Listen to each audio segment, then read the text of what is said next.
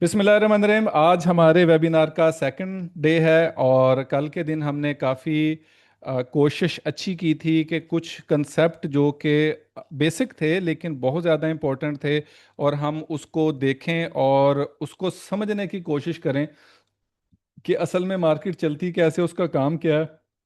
जो कि था इंट्रोडक्शन टू फॉरेक्स, मार्केट की साइकोलॉजी, टेक्निकल विसेस फंडामेंटल एनालिसिस, और हमने मार्केट के स्ट्रक्चर को कल थोड़ा सा समझने की कोशिश की थी। अगर आप लोगों ने वेबिनार का फर्स्ट डे अगर आपने मिस कर दिया तो वीडियो मेरे यूट्यूब चैनल के ऊपर भी पड़ी हुई है, फेसबुक पेज के भी ऊपर है और इंस्टाग्राम आईडी के ऊपर भी मौजूद है।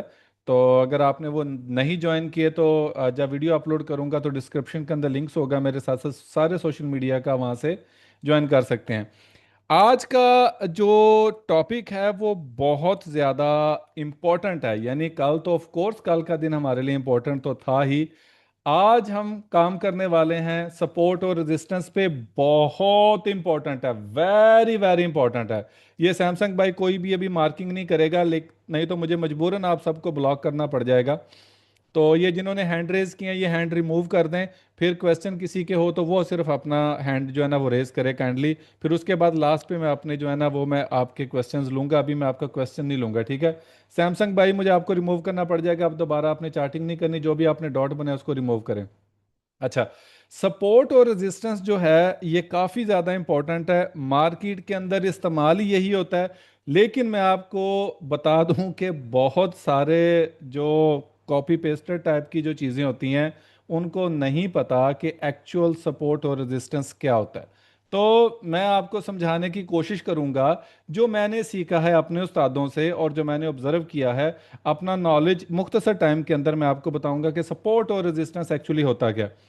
इसके बाद of course price action analysis है। प्राइस एक्शन मैंने इसलिए लिखा क्योंकि आपकी आईसीटी, आपका एडवांस्ड एसएमसी, आपका यूं समझ लें जैसे वीएसए, आपकी कोई भी स्ट्रेटजी है वो आपका प्राइस एक्शन बेस पर ही होता है कि प्राइस ने देखें। प्राइस एक्शन इसलिए मैंने लिख दिया एज अ जनरल सेंस के प्राइस ने कुछ ना कुछ किया है तो यहां तक आई है ना, प्राइस ने कुछ ना कुछ किया है तो यहां तक गिरी है। तो इसका मतलब ये है कि प्राइस ने जो प्रीवियसली हमारे ऊपर इम्पैक्ट डाल दिया, जो चार्ट प्रिंट कर दिया है इसके ऊपर, वो उसको हम कैसे एनालाइज करते हैं कि मान लीजिए कि अगर प्राइस यहां तक आई है तो वो क्यों आई है, वापस गई है तो वो क्यों गई है, तो अब दोबारा नेक्स्ट वो क्या करने वाली है अपने प्रीवियस प्राइस एक्शन को देखते हुए। तो इसके अंदर सारे के सारे आपके आईसीटी, आपके एसएमसी, आपके जितने भी वीएसए लाइक, ये सारी की सारी चीजें जो है ना आपकी इसी के गिर्द घूमती हैं। तो इसको भी हम अभी पढ़ेंगे कि प्राइस एक्शन एक्चुअली में होता क्या है। इसके अलावा कैंडल स्टिक पैटर्न, मैं आपको कैंडल स्टिक पैटर्न वो तो नहीं बताऊंगा जो कि आप नॉर्मल प्राइस एक्शन के अंदर पढ़ते हैं, जैसे कि एग्जांपल इंगल्फिंग पैटर्न हो गया, शूटिंग स्टार हो गया, हैमर हो गया, इन्वर्टेड हैमर हो गया, आपका three inside up, three inside down bar, और three black crows, three white soldier, blah blah blah, बहुत सारी चीजें हैं सोन। तो मैं उसको डिस्कस नहीं करने वाला, लेकिन मैं आपको कैंडल स्टिक्स का बिहेवियर मैं समझाने की कोशिश करूंगा। असल में मैं अगर ये लिख देता इधर कैंडल स्टिक बिहेवियर तो शायद आप में से बहुत सारे लोगों को समझ ही ना आता कि यार ये बंदा बात क्या करना चाह रहा है। तो पैटर्न मैंने इसलिए लिखा है ताकि आप लोगों को समझ आए कि कैंडल स्टिक के बारे में बात होगी, और कैंडल स्टिक के बारे में जो बात मैं करने वाला जो करूंगा वो आपको बहुत ज्यादा फायदा देगी। और सुपर स्ट्रेटेजी थे पाजी कितने गए नहीं ना, हमने ब्रोकर को निचोड़ के रख देना है प्रॉफिट ले लेके ये स्ट्रेटेजी यूज करके, ठीक है। और आई होप सो मेरा ये तोहफा आपको काफी ज्यादा पसंद आएगा। चलिए हम अभी बात करते हैं सबसे पहले, तू ता टेक जा। सबसे पहले हम बात करते हैं सपोर्ट और रेजिस्टेंस की। सपोर्ट और रेजिस्टेंस आपका मार्केट के अंदर एक ऐसा कंसेप्ट है जिसको लेकर बहुत सारे बंदे अपने दिमाग में पता नहीं कौन कौन सी चीजें जो है ना वो लगा के बैठे होते हैं कि सपोर्ट और रेजिस्टेंस जो शायद के किसी एक खास एरिया का नाम है, शायद के मार्केट जो है वो कैसे काम करती है। आमतौर पे जो मार्केट में कंसेप्ट चल रहा होता है वो सपोर्ट और रेजिस्टेंस का प्राइस को लेकर। वो कुछ इस तरह का चल रहा होता है कि मान लीजिए मार्केट ने यहाँ पे एक कैंडल्स बनी है तो ये एक सपोर्ट बन गई, मार्केट ऊपर गई है तो ये एक रेजिस्टेंस बन गई। तो ये सारी चीजें एक, और मार्केट यहाँ से फिर ऊपर चली गई, थोड़ा नीचे आई, ऊपर गई, ऊपर चलेगी, तो ये सारी चीजें मैटर कर रही होती हैं, नो डाउट। मार्केट चलती ही ऐसे है, इन्हीं को लेकर ही चलती है। लेकिन असल में ये एक्चुअली कैसे काम कर रहा होता है वो हमें आइडिया इसका बिल्कुल भी नहीं हो पाता, और ना हम इसको फिर जो है वो देखते हैं कि अभी मार्केट अभी हमारे साथ कर क्या रही है और आगे हमने करना क्या है। यहां पर थोड़ा सा हम इस चीज को समझते हैं कि सपोर्ट और रेजिस्टेंस एक्चुअली है क्या। मान लीजिए वही एग्जाम्पल, एक टिपिकल एग्जाम्पल, एक ट्रेडिशनल एग्जाम्पल, कि मार्केट ऊपर की तरफ गई है, उसके बाद फिर नीचे आई, फिर ऊपर की तरफ गई, फिर नीचे आई, फिर ऊपर की तरफ गई। तो ये एक जो मोमेंटम मार्केट पकड़ रही होती है, तो ये सारे का सारा मोमेंटम आपका चल रहा होता है सप्लाई एंड डिमांड पे। ठीक है, सप्लाई एंड डिमांड पे। अब सप्लाई एंड डिमांड को समझने के लिए आपको थोड़ा सा ये कंसेप्ट जहन में बिठाना होगा कि मान लीजिए कि जब आपके पास किसी चीज की कमी होती है तो वो चीज आपके लिए कीमती हो जाती है।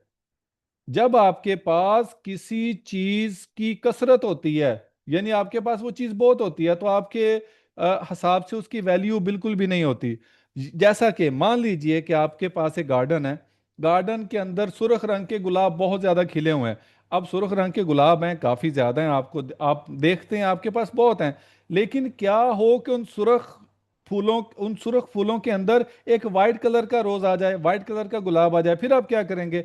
आपकी अट्रैक्शन उसकी तरफ होगी, और जितने भी उधर बंदे बैठे होंगे या जो भी इसको देखेंगे, वो ये सोचेंगे कि यार इतने सारे सुर्ख फूलों में एक जो सफेद फूल है, तो इसका मतलब ये है कि वो अकेला पूरी आपकी टेंशन जो है वो कर रहा है, और जो इतने सारे गुलाब लगे हैं रेड कलर के, वो इंटेंशन आपकी ले ही नहीं रहे।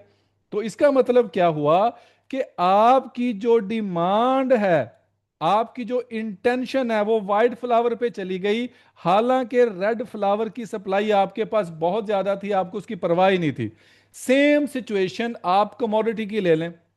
कमोडिटी के अंदर, जैसा कि मैं पाकिस्तान की एग्जांपल दूंगा, यहाँ पर अभी पिछले दिनों में क्या हुआ कि बॉर्डर बंद होने की वजह से लाइक बाहर वाले कंट्रीज में हम एक्सपोर्ट नहीं कर सके अपने आलू पोटैटो जिसे कहते हैं। तो हुआ क्या कि हमारे इधर कंट्री में जो तकरीबन 100-150 रुपए किलो आलू उस वक्त मिलता था, जो कि अगर सप्लाई बाहर जाती तो इतना ज्यादा हुआ कि वो 10 से 15 रुपए केजी पे आ गया। अब इसका मतलब क्या हुआ? इसका मतलब ये है कि अगर तो मान लीजिए हम मार्केट में एक डिमांड बनी, मान लीजिए पोटैटो यहाँ पे थे और उनकी प्राइस जो है वो ऊपर की तरफ चली गई। ठीक है, मैं इसको मिटाऊंगा क्योंकि मुझे आपको एक और चीज़ समझानी है।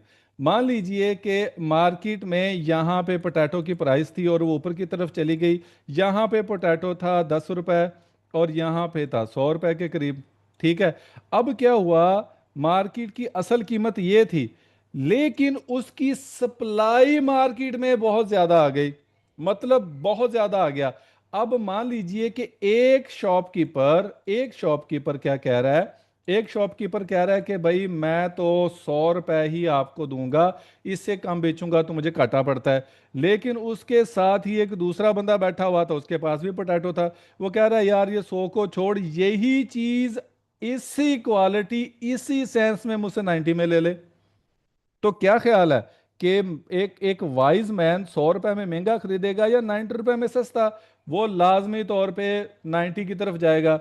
अब जो ये वाला दुकानदार है, इसने सोचा यार सेम माल सेम मटेरियल, चलो मुझे 10 रुपए का घाटा ही है, चलो मैं बेच दूं, चलो मैं इसे कम दे दूंगा। कहता जी मैं आपको 80 रुपीज में देता हूँ। ठीक है, तो प्राइस और ज्यादा कम होगी। अब वाइज मैन क्या करेगा, कोई भी अक्लमंद आदमी वो इस 90 को नहीं जाएगा, वो कहेगा कि भाई मुझे इस 80 रुपीज को लेना है और 80 रुपीज पे मैं जो है ना वो अपना करूंगा। अब दूसरे वाला देखता है, वो कहता है यार तू 80 को छोड़, तू मैं तुझे 60 देता हूँ, चल आजा, सीधा आजा। अब इस बंदे के जेहन में यह है कि जितनी भी हमारी एटलीस्ट कॉस्ट आ गया वही पूरी हो जाए, क्योंकि कोई खरीदने वाला है ही नहीं है मार्केट में। आलू ही आलू पड़े हुए हैं, कोई खाने वाला नहीं है, कोई खरीदने वाला नहीं है। अब इनके चक्कर में ये पड़ गया कि चलो कॉस्ट पूरी हो जाए, कहता है 60 को छोड़ मैं तुझे 40 देता हूं। वो कह रहा 40 को छोड़ मैं 15 रुपीज में ले लो। तो इसका मतलब क्या हुआ, यहां पे जो प्राइस 100 रुपीज पे थी वो कम होते होते होते होते होते 15 रुपीज पे आ गई। ठीक है। अब ये 15 रुपीज पे क्यों आई? क्योंकि इन इन आलूओं को खरीदने वाला मार्केट में नहीं था। मार्केट में कंपटीशन इतना ज्यादा हो गया कि जो सेलर थे उनको अपनी चीज कम प्राइस पे बेचनी पड़ रही थी, अपनी सेविंग बचाने के लिए, अपनी प्रोडक्ट बचाने के लिए, या व्हाट्सोएवर। तो यही वजह बनती है कि जब भी मार्केट में राइज आता है तो वो डिमांड की वजह से आता है। अब मान लीजिए कि आलू की पैदावार कम हो गई। ठीक है। आलू की पैदावार ऑफ कोर्स कम हो गई, तो आपको जो है वो अब आलू खरीदना है। तो क्या किया? अब मार्केट में आलू नहीं है, नॉर्मल मार्केट चल रही है, तो इस बंदे ने 40 से कर दिया 50, कर दिया कि यार मैं तो 50 रुपीज में बेचूंगा क्योंकि खरीदने वाला नहीं है। हम ढूंढते फिर रहे हैं चीज खरीदनी। तो यहां पे क्या हुआ कि साथ वाला बंदा था, उसने कहा यार मैं भी 50 पे खरीदूंगा। ठीक है। अब मार्केट में और ज्यादा शॉर्टेज होगी, जो इनके पास ऑलरेडी स्टॉक में आलू पड़े हुए थे, इसने 60 कर दी। इसने कहा चलो ठीक है मैं भी 60 करता हूं। तो जब भी फिर और ज्यादा स्टॉक अप हो गया तो उसने कहा जी मैं 100 रुपए पर ही बेचूंगा, तो साथ वाले ने भी बोला भाई मैं भी 100 पर ही बेचूंगा। याद रखें कि जब भी किसी चीज की डिमांड आती है तो जिसके पास चीज होती है पड़ी हुई, वो फिर अपने रेट के ऊपर उसको जो है वो सेल आउट करता है। तो इसका नतीजा ये निकलता है कि मार्केट में जो एक डिमांड होती है, प्राइस होती है, वो आहिस्ता आहिस्ता आहिस्ता आहिस्ता आहिस्ता आहिस्ता राइज होना शुरू हो जाती है। तो ये एक मतलब एक मुख्तसर टाइम के अंदर मैं ये समझता हूं कि ये एक होप्स हो कि आपको सप्लाई और डिमांड का जो मामला है वो समझ आ गया होगा कि मार्केट में अगर तो कैंडल्स ऊपर की तरफ मूव कर रही होती हैं, लाइक ये ऊपर की तरफ मूव कर रही है, तो ये क्यों कर रही है? आपको पता लग गया किसकी डिमांड इंक्रीज हो रही है। ये नीचे की तरफ आ रही है तो क्यों आ रही है? क्योंकि इसकी डिमांड कम होगी और इसकी सप्लाई बढ़ गई। जैसा कि मान लीजिए कि अभी एक फंडामेंटल इंपैक्ट मैंने कल आप लोगों को पढ़ाया। मान लीजिए कि अब नई तजारत हो रही, पूरी इंटरनेशनल लेवल पे स्टक हुआ पड़ा है। अब यूएई के पास, पूरी दुनिया के पास सोना पड़ा तो हुआ है, लेकिन कोई डर के मारे खरीद नहीं रहा। तो इसका मतलब क्या है? सोना ही सोना पड़ा हुआ है लेकिन उसको खरीदने वाला है ही नहीं। देखिए जो भी चीज होती है ना मार्केट के अंदर बिकने के लिए आई हुई, ये बात मेरी याद रखें कि वो हमेशा लिमिटेड होगी, वो कभी भी अनलिमिटेड नहीं होती। सोना भी उतना ही मार्केट में अवेलेबल है जितना कि वो उन्होंने निकाल लिया पहाड़ों से, उन्होंने बना लिया, किसी ना किसी जगह से इकट्ठा कर लिया, तो वो सोना उतना ही है जितना कि वो निकाल चुके हैं। अब उससे ज्यादा वो क्या उसकी सप्लाई देंगे? लेकिन उसकी कीमत इसलिए ज्यादा है क्योंकि इसकी डिमांड मुसलसल है। तो इसी तरह जब आपके पास मान लीजिए कि यूएई, दुबई, चाइना, रशिया, बड़े बड़े मामले जब बनते हैं, तो उनके पास सोना तो पड़ा हुआ है लेकिन उनकी ट्रेड नहीं हो रही ड्यू टू इंटरनेशनल इंपैक्ट। आप फ्लाइट्स नहीं आ रही हैं, कोई मुल्क खरीद नहीं रहा, कोई इसको दे नहीं रहा, वेंडर्स नहीं ले रहे। तो इसका मतलब क्या है? तो प्राइस उसकी नीचे ही आनी है ना। फिर सप्लाई पड़ी है लेकिन डिमांड नहीं आ रही, तो इसीलिए तो प्राइसेस की गिरावट आती है। और सम टाइम आपने ये भी देखा होगा कि अचानक से मार्केट एक क्रैश कर गई। क्रैश करने का मतलब क्या है? उसकी सप्लाई में या इजाफा हो जाता है या उसकी डिमांड कम हो जाती है। मान लीजिए चाइना ने क्या किया, चाइना ने 100 टन सोना जो था वो मार्केट में सेल कर दिया। अब क्या ख्याल है? मार्केट में जो सोना होल्ड किया हुआ था चाइना ने, वो उसने सेल आउट कर दिया। जब एक मार्केट में एक प्राइस 100 रुपए की मिल रही है, जब उसकी सप्लाई आ जाएगी तो क्या उसकी प्राइस वही रहेगी? बिल्कुल भी नहीं, वो गिर जाएगी। और सेम इसी तरह होता है जब फंडामेंटली तौर पे इंपैक्ट आता है किसी मुल्क की तरफ से, हमें सुनने को मिल जाता है कि इसकी इतनी जो है वो डिमांड थी, इतनी गिर गई, इतनी गिर गई। तो ये मामले होते हैं जब आपकी सोने की प्राइस जो है वो कम होती है या क्रैश होती है, वो बेच देते हैं। या आपको कहीं से खबर मिलती है कि ले भी रशिया जो है वो अभी कहीं से एग्जांपल 100 टन सोना खरीद रहा है, तो आप देखेंगे कि उसकी प्राइस में भी बहुत ज्यादा इजाफा होना शुरू हो जाता है। Same same like fundamental impact. तो ये सप्लाई और डिमांड का मामला जो है वो आपका बेसिकली सपोर्ट और रेजिस्टेंस का काम कर रहा होता है। अब यहां पर होप्स हो कि सप्लाई और डिमांड आपको बड़ी अच्छे तरीके से समझ आ गई होगी। इसके बाद ये देखें, अब सपोर्ट और रेजिस्टेंस का मामला बड़ा ही ज्यादा सेंसिटिव और बड़ा ज्यादा इंपॉर्टेंट है। अब देखें, आमतौर पे हम ये समझते हैं, आमतौर पे हम ये समझते हैं कि सपोर्ट किसी ऐसे लेवल को बोला जाता है जहाँ पे कोई ना कोई हो। अब यहाँ पे काफ़ी ज़्यादा एक मामला है, तो मैं जो हूँ वो इसको अभी अब मैं इसी चार्ट पे कंटिन्यू करूँ या चलें कुछ छोटा टाइम फ्रेम चूज़ कर लेता हूँ, ताकि हाँ ये ठीक है, ताकि हमें थोड़ा सा ना वो विजिबल रहे। वहाँ पे तो बहुत ज़्यादा रश था। अच्छा, सपोर्ट और रेजिस्टेंस का मामला हमारे नज़दीक ये बनता है कि हम उसको जो है वो देखते हैं कि यार एक एरिया मार्क कर लेते हैं, जैसा कि मान लीजिए प्राइस एक्शन वाले करते हैं कि ये वाला हमारा एरिया सपोर्ट का है, और उसका कोई भी हाई है, ये वाला हाई इसका जो है वो एक रेजिस्टेंस का है। एग्जाम्पल, ये वाला एक रेजिस्टेंस का एरिया बन गया और ये वाला इसका सपोर्ट का एरिया बन गया। सेम सेम लाइक कुछ इस तरह की बातें हो रही होती हैं, और जो कि बहुत देखा जाए तो काम भी आ जाती हैं। जैसे एग्जाम्पल, यहाँ यहाँ पे हम कहते हैं कि यार यहाँ पे ये सपोर्ट एक बनी हुई है, तो मार्केट यहाँ से उठेगी, तो मार्केट आई वहाँ से उठ भी गई, लेकिन क्या हुआ, ये आगे इसने क्यों ब्रेक कर दिया फिर? अगर ये सपोर्ट थी तो इसको ब्रेक क्यों कर दिया? अब ये वाली इसने एक सपोर्ट बनाई हुई है, तो मार्केट उस सपोर्ट को ले रही है, लेकिन सपोर्ट को ये देखें यहाँ पे वो अगला कांड भी तो कर रही है ना, इनके स्टॉप लॉसेस भी तो ले रही है। ये नजर आ रही है आपको विक्स वगैरह? तो ये स्टॉप लॉस लेके फिर ऊपर की तरफ क्यों जा रही है? तो ये वाले हमारे जो हैं, हमारे जहन में ये वाले कंसेप्ट जो है वो काफ़ी ज़्यादा आते हैं कि हाँ भाई, ये इस तरह के सपोर्ट और इस तरह की जो रेजिस्टेंस है वो हमें मिलनी चाहिए, मतलब उसको ट्रेड करना चाहिए। लेकिन देखें, मैं जो आपको अभी बात बताने लगा हूं उसको बड़ी ही तवज्जो और बड़े ही गौर से सुनिएगा। सपोर्ट और रेजिस्टेंस बेसिकली आपके लिक्विडिटी लेवल्स होते हैं, और लिक्विडिटी लेवल्स आपके स्विंग लेवल्स के ऊपर पड़े हुए होते हैं।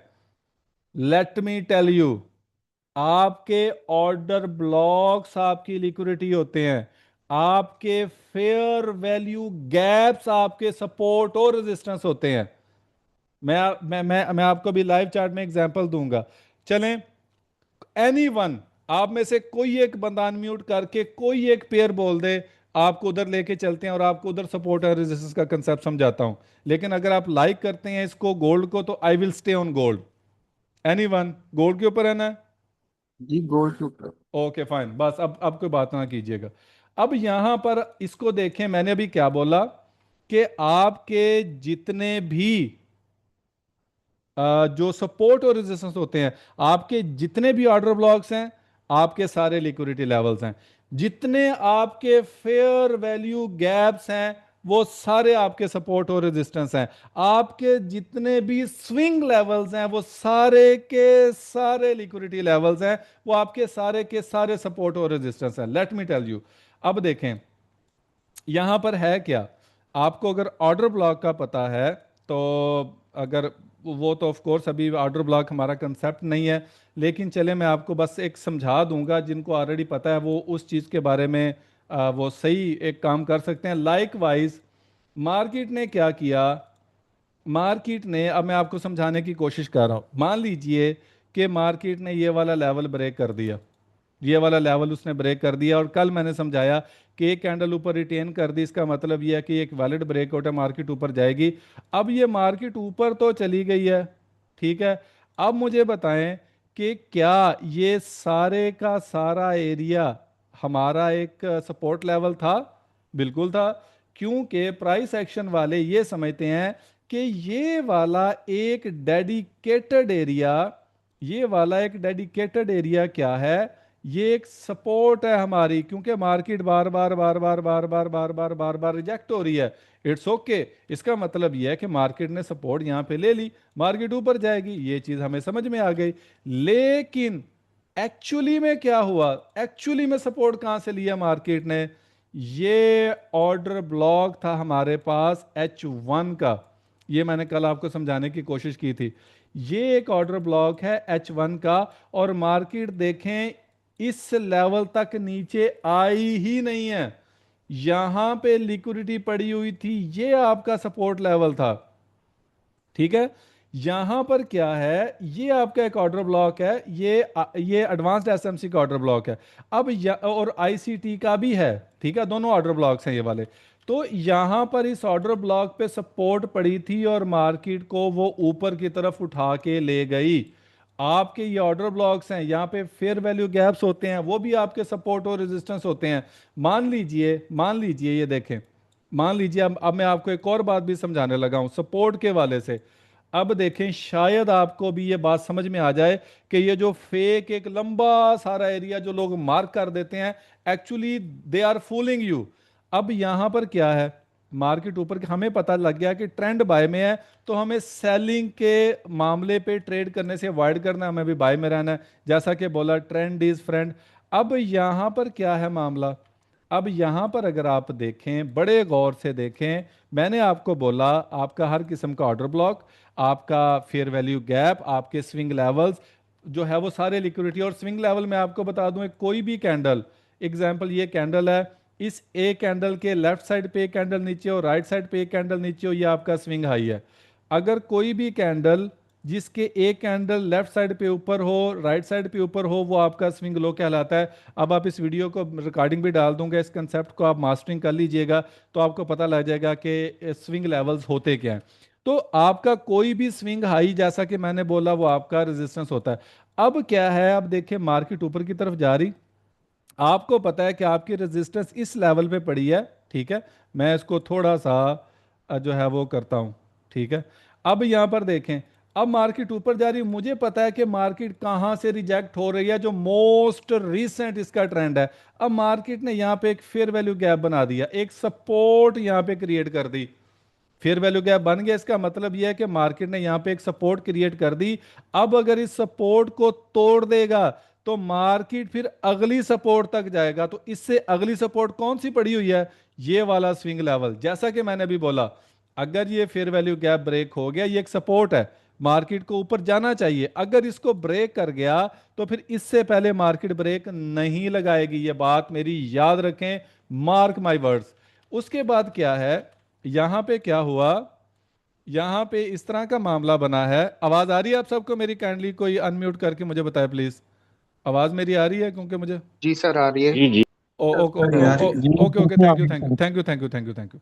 अच्छा, अब ऐसा है, म्यूट योर माइक्स।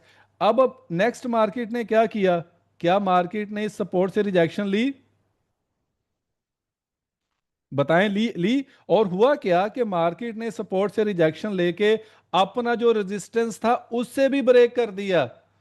अब this is the time, this is the time, और एक कैंडल और ऊपर रिटेन कर लेने दें, ये कैंडल एक रिटेन कर ली।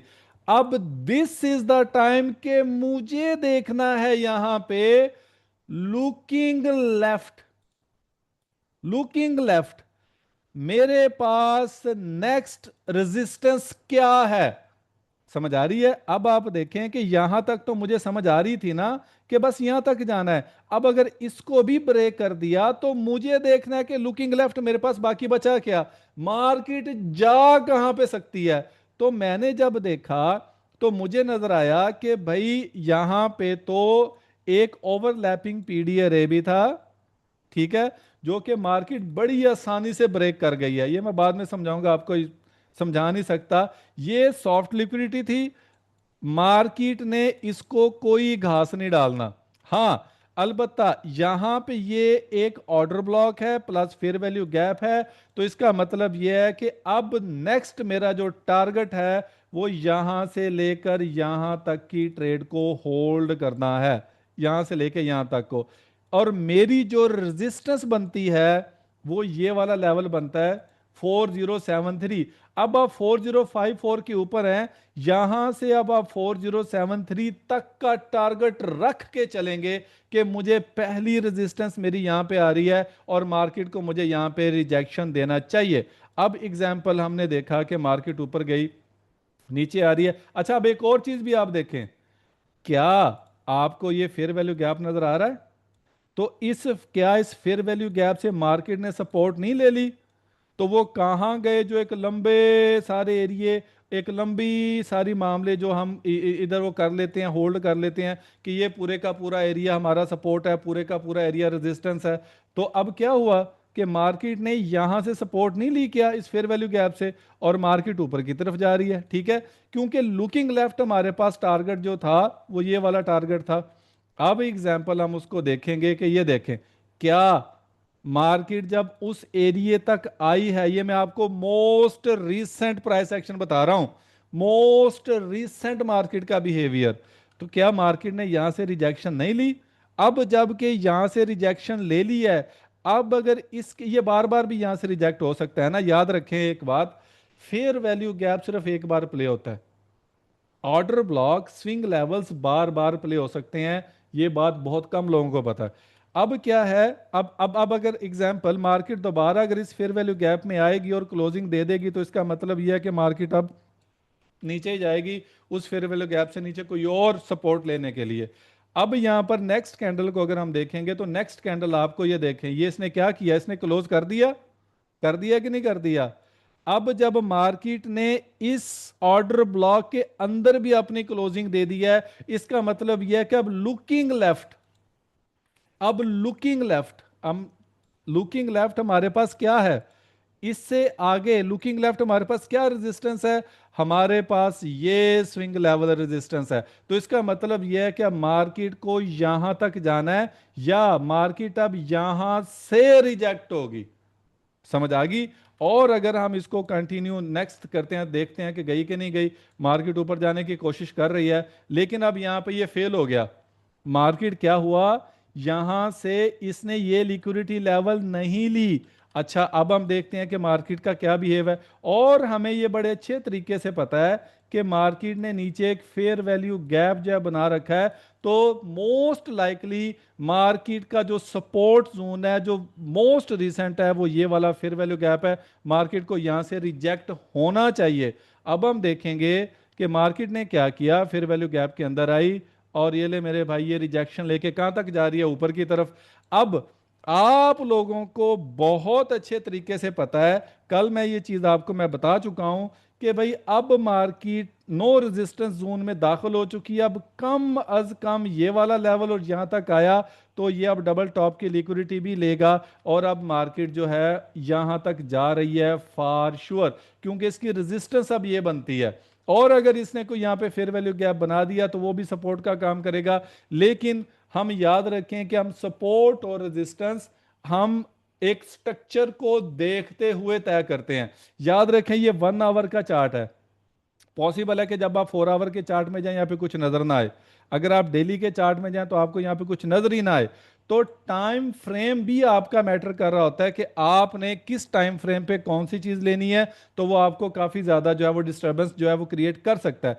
अब यहां पर मान लीजिए कि कैंडल जो है वो यहां पे अगली क्लोज होगी इसके ऊपर, मैं थोड़ी सी कैंडल बना दूं ताकि थोड़ी सी कोई लुक भी आए ऐसी कि जैसी कि असल कैंडल है। ये देखें, ये कैंडल अगर इसके ऊपर क्लोज कर गई, तो फिर अगली अब रेजिस्टेंस क्या होगी वो आपको बिल्कुल पता है, अगली रेजिस्टेंस आपकी ये वाली है, ठीक है। तो अब आपको बड़े अच्छे से पता है कि मार्केट अब इससे पहले ब्रेक नहीं लगाने वाली, या यहां से ही मुड़ के वापस आएगी, और अगर इसको भी ब्रेक कर दिया तो कोई ना कोई फेयर वैल्यू गैप आपके रास्ते की रुकावट बनेगा, जो कि ये वाला एक फेयर वैल्यू गैप है, ठीक है, ये आपके रास्ते की रुकावट जो है वो बन सकता है, और इस फेयर वैल्यू गैप के साथ आपका ये ऑर्डर ब्लॉक भी है। तो आपको मालूम है कि मार्केट ने अगर इसको भी ब्लॉक किया तो मार्केट अभी कहां से वापस आने वाली है। तो ये एक सपोर्ट और रेजिस्टेंस मार्केट में इसी तरह ही काम करते हैं। कोई भी टाइम फ्रेम उठा के देख लें, कोई भी मामला उठा के देख लें, अगर एक सपोर्ट ब्रेक होती है तो इसका मतलब वो दूसरी की तरफ जा रही है, अगर एक रेजिस्टेंस ब्रेक होता है तो इसका मतलब वो दूसरे रेजिस्टेंस तक जा रहा है। लेकिन इट डज नॉट मीन कि मार्केट ने क्या किया, क्या मार्केट यहां पे एग्जांपल मान लीजिए कि अगर इसको ब्रेक करेगा तो वो लाजम यहां तक जा रहा है, भाई वो यहां तक कैसे जाएगा, आपको रास्ते में इतनी रुकावटें नजर नहीं आ रही, तो वो एक को तोड़ेगा तो आगे की तरफ जाएगा ना।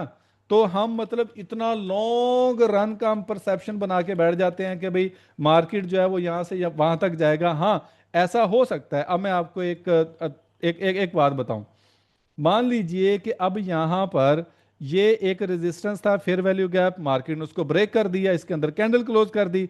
अब मेरे जहन में जो बात है वो ये है कि मान लीजिए ये ओवरलैपिंग पीडीआरए का मामला ये मेरे पास है। मैं इसको थोड़ा सा मैं इसको नेम दे दूं ताकि हमारे लिए इसको ओवरलैपिंग, ठीक है, पीडी, ओवरलैपिंग पीडीआर है, और मैं इसको बोलूंगा D1 का ताकि मुझे पता चले कि ये D1 का है।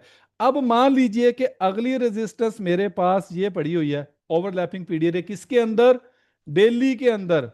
मुझे पता है कि डेली के अंदर मार्केट यहां तक जाएगी ही जाएगी। तो अब मैं क्या करूंगा, मुझे पता है कि बड़े टाइम फ्रेम के अंदर रेजिस्टेंस यहां पे पड़ी हुई है, तो पॉसिबल है फिर मैं 1 आवर के अंदर चला जाऊं। अब 1 आवर के अंदर मुझे कोई भी सेल की ट्रेड नहीं लेनी जब तक मार्केट यहां तक पहुंच ना जाए 4124 तक। मैं हर सपोर्ट लेवल से बाय करूंगा, मैं सेल नहीं करूंगा। आप लोग जो है गलतियां करते हैं वो इसी किस्म की गलतियां करते हैं। होप सो कि आपका सपोर्ट और रेजिस्टेंस का कंसेप्ट जो है वो क्लियर हो गया होगा कि हमें कहां से ट्रेड लेनी है, क्यों ट्रेड लेनी है, और कहां तक ट्रेड लेनी है। आपके टारगेट भी क्लियर हो गए होंगे, आपकी एक जो लर्निंग है वो भी क्लियर हो गई होगी, सपोर्ट और रेजिस्टेंस भी क्लियर हो गया होगा। अच्छा, ये तो है एक एक टीचिंग की बात, सारी बात होप्स हो कि आपको समझ आ गई होगी। आप अपने कमेंट सेक्शन में लिख के भी बता सकते हैं कि आपको समझ आई या नहीं आई। दूसरा, अब जब भी मार्केट का एक स्ट्रक्चर ब्रेकआउट होता है तो वो नीचे क्यों नहीं आता? नीचे क्यों नहीं आता, बात तो ये है। अच्छा, अब यहां पर मामला, एक और मामला समझिए, अच्छे तरीके से इस बात को समझिएगा। मान लीजिए कि यहाँ पर एक रेजिस्टेंस है, बायर्स इसके अंदर इन्वॉल्व हैं, और वो जो बायर होते हैं ना, वो आप और मेरे जैसे रिटेलर नहीं होते, 100 200 300 500 1000 इक्विटी वाले। उनके पास मिलियंस एंड बिलियंस का मामला चल रहा होता है, उनके पास मिलियंस और बिलियंस का जो मामला होता है वो उसको वो काम कर रहा होता है।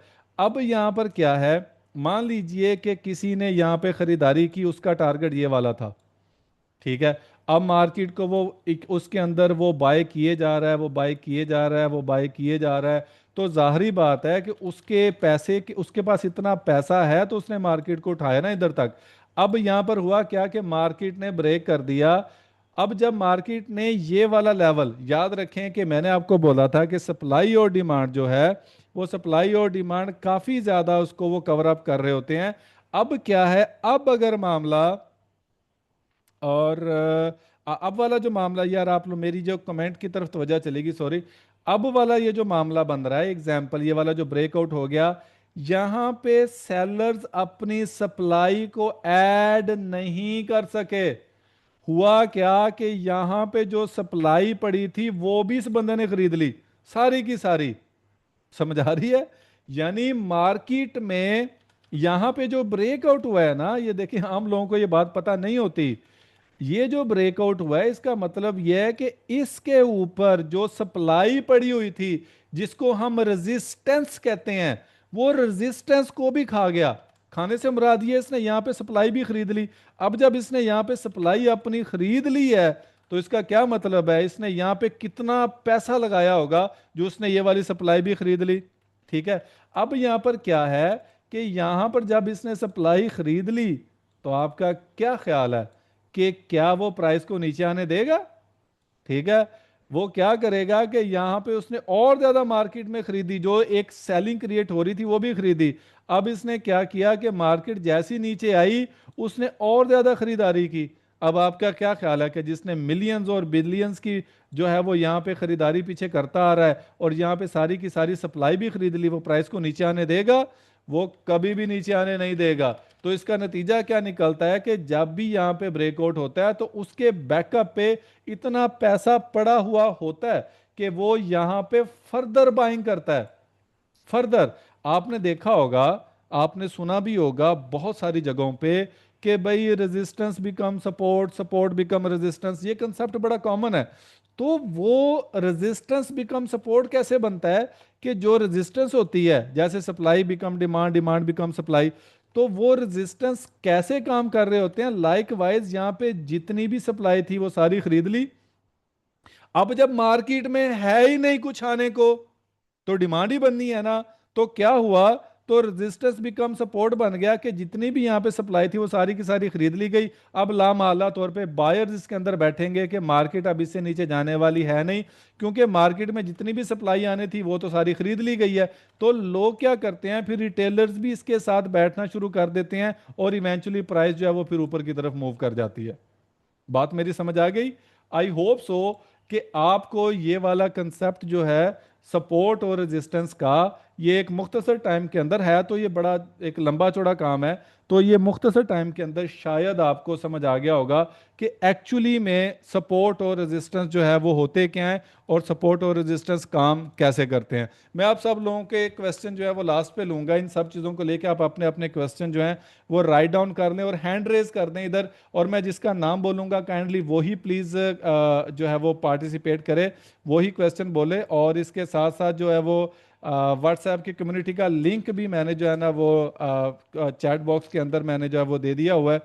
तो आप काइंडली जो है वो चैट बॉक्स के अंदर जो है वो लिंक के जरिए आप कम्युनिटी ज्वाइन कर लें, वहां पे आपको फर्दर गाइड कर दिया जाएगा।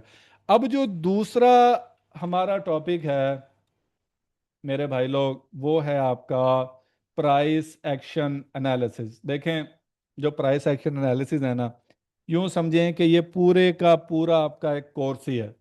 यानी आप इसको समझते हैं कैंडल्स के बिहेवियर को, कि मार्केट कैसे काम कर रही है, मार्केट जो है वो अब नीचे जा रही है तो वो क्यों जा रही है, मार्केट ऊपर आ रही है तो वो क्यों जो है वो आ रही है, और काफ़ी सारी चीज़ें जो हैं वो इसके अंदर जो हैं वो इन्वॉल्व होती हैं। अब जो प्राइस का एक्शन है, एग्जांपल कल भी मैंने आपको एग्जांपल दी थी कि एग्जांपल दो कैंडल्स की जो प्राइस है, उन्होंने जो एक एक्शन किया है, या उसके अंदर जो एक मूवमेंट पैदा की है मार्केट के अंदर, हम उनको प्राइस एक्शन कहते हैं। यानी मान लीजिए कि यहाँ पे कोई खरीदारी हुई, उस प्राइस की वजह से इंपैक्ट क्या आ रहा है कि मार्केट ऊपर की तरफ जा रही है। यहाँ पे मार्केट ने कोई इसको सप्लाई मिल गई, तो उसकी वजह से क्या हो रहा है कि प्राइस कम हो रही है, तो मार्केट को नीचे की तरफ धकेल रही है। अब इसको एनालाइज करने के लिए हमें किसी ना किसी टूल की जरूरत पड़ती है, किसी ना किसी कोर्स की जरूरत पड़ती है, जो कि बेस्ड होता है कि मार्केट अपने पीछे क्या बिहेव कर चुकी है। तो उसके लिए मुख्तलिफ कोर्सेज के नाम दिए हुए हैं, जैसे कोई एडवांस्ड एसएमसी हो गया, कोई आईसीटी हो गया, कोई वीएसए हो गया, प्राइस एक्शन है, वो सारी चीज़ें डेडिकेटेड काम कर रही होती हैं।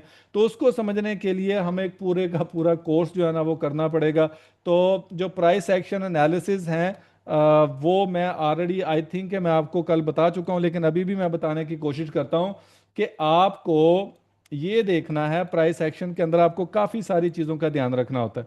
लाइक वाइज आपको ध्यान रखना होता है कि मार्केट में हायर टाइम फ्रेम क्या काम कर रहा है, मार्केट में हायर टाइम फ्रेम का ट्रेंड क्या है, उसको छोटे टाइम फ्रेम सपोर्ट कर रहे हैं कि नहीं कर रहे। लाइक वाइज मार्केट में अभी मुझे ये पता है, क्योंकि मैंने आपको बोला कि हमारे जितने भी एक स्विंग लेवल्स होते हैं वो सारे के सारे हमारे सपोर्ट लेवल होते हैं। तो ये वाला सपोर्ट लेवल हमारा स्वीप हो चुका। इसका मतलब क्या है कि यहाँ पे जितनी भी हमारे पास डिमांड पड़ी होती थी वो इस कैंडल में डिमांड ऐड हो चुकी है। तो यहाँ पर कुछ बेचने के लिए खरीदने के लिए बिका ही नहीं रहा, सॉरी, यहाँ पे कुछ खरीदने के लिए रहा ही नहीं। तो अब मार्केट लामहला ऊपर की तरफ जाएगी, कोई ना कोई मामला जो है ना वो करना उसको पड़ेगा। अब मुझे ये पता लग गया कि मार्केट ने लिक्विडिटी स्वीप की। अब ये वाली जो प्राइस यहाँ पे अपना बिहेवियर दे रही है, तो मुझे अपना कोई ना कोई टारगेट सेट करना है, और मेरा टारगेट जो है इससे ऊपर अगर मैं देखूं, ये वीकली का चार्ट है, अगर इस डिमांड के ऊपर मैं ऊपर देखूं कि मेरी सप्लाई किधर पड़ी है, तो मुझे समझ आएगी कि सप्लाई मेरी इस स्विंग हाई के ऊपर पड़ी हुई है। जैसा कि मैंने आपको अभी बोला कि आपका जो हर स्विंग लेवल है वो आपका सपोर्ट और रेजिस्टेंस का काम भी करता है। तो अब मैं यहां तक के लिए बायर हूं। अब मुझे ये देखना है कि यहां तक बाय करने के लिए मुझे कौन कौन सी चीज़ों का ख्याल जो है वो रखना पड़ेगा। अब मैं डेली के अंदर जाता हूं तो मुझे ये समझ आती है कि मार्केट जो है वो अपनी एक रेजिस्टेंस, जो मोस्ट रिसेंट रेजिस्टेंस थी, वो ब्रेक कर गई। अब मार्केट लाजमी तौर पे 4122 के ऊपर जा रही है, तो मैं यहां तक के लिए अपनी बाय कर लूंगा। और ऑफ कोर्स फिर उसे छोटा टाइम फ्रेम मुझे सपोर्टिव होगा, तो मैं उसको लेके चलता हुआ अपने रास्ते बनाता चला जाऊंगा, और यहां तक के लिए मैं अपनी खरीदारी जो है ना वो करता चला जाऊंगा। और वो बेस्ड होगा कि हमने कैसे सीखा है कि मार्केट कैसे मूव करती है। और इसके लिए डेडिकेटेड आपको बहुत सारे कोर्सेज, बहुत सारे एक जो कह लें कि मेथड्स जो हैं वो मार्केट में मिल जाएंगे। जैसा कि मैंने बार बार जिक्र कर रहा हूँ, आईसीटी का advanced SMC, VSA, price action, elite wave, trend line, और आपके एग्जांपल यही सपोर्ट और रेजिस्टेंस, सप्लाई एंड डिमांड, और गेन चार्ट, और पता नहीं कितने फिबोनाची जो टूल है, और पता नहीं कितने सारे इंडिकेटर हैं जो इस चीज़ को बताते हैं कि मार्केट अभी आने वाले टाइम में कहाँ पे जा रही है। वो सारे के सारे प्राइस का बिहेवियर एक्शन जो है वो देखते हुए वो आगे की तरफ जाती हैं। आई होप सो कि आपको ये पता लग गया होगा कि प्राइस एक्शन को देखते हुए अगर हम मार्केट में एनालिसिस करेंगे तो हमें हायर टाइम फ्रेम से, लाइक मंथली को भी ऐड करना चाहें तो आप कर ले, मैं तो मंथली से स्टार्ट करता हूं, क्योंकि मंथली को किए बगैर मुझे एक मार्केट की एक महीने की मूव जो है वो समझ नहीं आ रही होती। फिर वीकली की बाद हम सपोर्ट लेंगे, यानी वीकली की डायरेक्शन को, अगर वीकली यहाँ पे जा रहा है तो फिर उसकी डेली में सपोर्ट लेंगे, और डेली के अंदर को मामला आ रहा है तो फिर हम उसको H4 के अंदर जाएंगे। जैसे मान लीजिए कि डेली की सपोर्ट है ओवरलैपिंग पीडीआर है, तो अगर मार्केट मान लीजिए अभी मार्केट अगर सोमवार को यहाँ पे ऊपर क्लोज हो जाती है, ठीक है, एक प्राइस एक्शन एनालिसिस की एक और छोटी सी एग्जांपल देता हूं मैं आपको। यहाँ पे मार्केट जो है वो क्लोज हो जाती है इस फेयर वैल्यू गैप के ऊपर। अब आप मुझे बताएं कि इससे अगली रेजिस्टेंस आपकी कहाँ पे पड़ी हुई है। अगली रेजिस्टेंस जो है, आपको पता है कि मार्केट ने आप 4221 से पहले ब्रेक नहीं लगानी। अब मान लीजिए कि मार्केट ने यहां पर भी इसको ब्रेक कर दिया। अब आपको 100% पता लग गया कि आपकी अगली रेजिस्टेंस, अगली सप्लाई जो है वो 4386 पे पड़ी हुई है एग्जांपल, और वीकली भी इसको सपोर्ट कर रहा है। तो आप लाजमी तौर पे आप यहाँ तक के लिए डेली के अंदर भी प्लान करेंगे, और डेली को सपोर्ट करने के लिए फिर आप 4 आवर में जाएंगे, और 4 आवर के अंदर छोटे छोटे जो सपोर्ट और रेजिस्टेंस जोन है वो आप प्ले करते चले जाएंगे। क्योंकि हायर टाइम फ्रेम का कंटेक्स्ट आपका बाय का है, तो आप सेलिंग की ट्रेड से अवॉइड करेंगे, आप सिर्फ बाय के सेटअप जो है वो फाइंड करेंगे। तो होप्स हो कि एक मुख्तसर टाइम के अंदर मैं आपको पता नहीं मैं समझा सका कि नहीं, कि प्राइस एक्शन को आपने कैसे इस्तेमाल करना है, हायर टाइम फ्रेम से लेकर लोअर टाइम फ्रेम आप कैसे यूज करेंगे, वो इसके अंदर ये चीजें जो है ना बताने की कोशिश की हैं।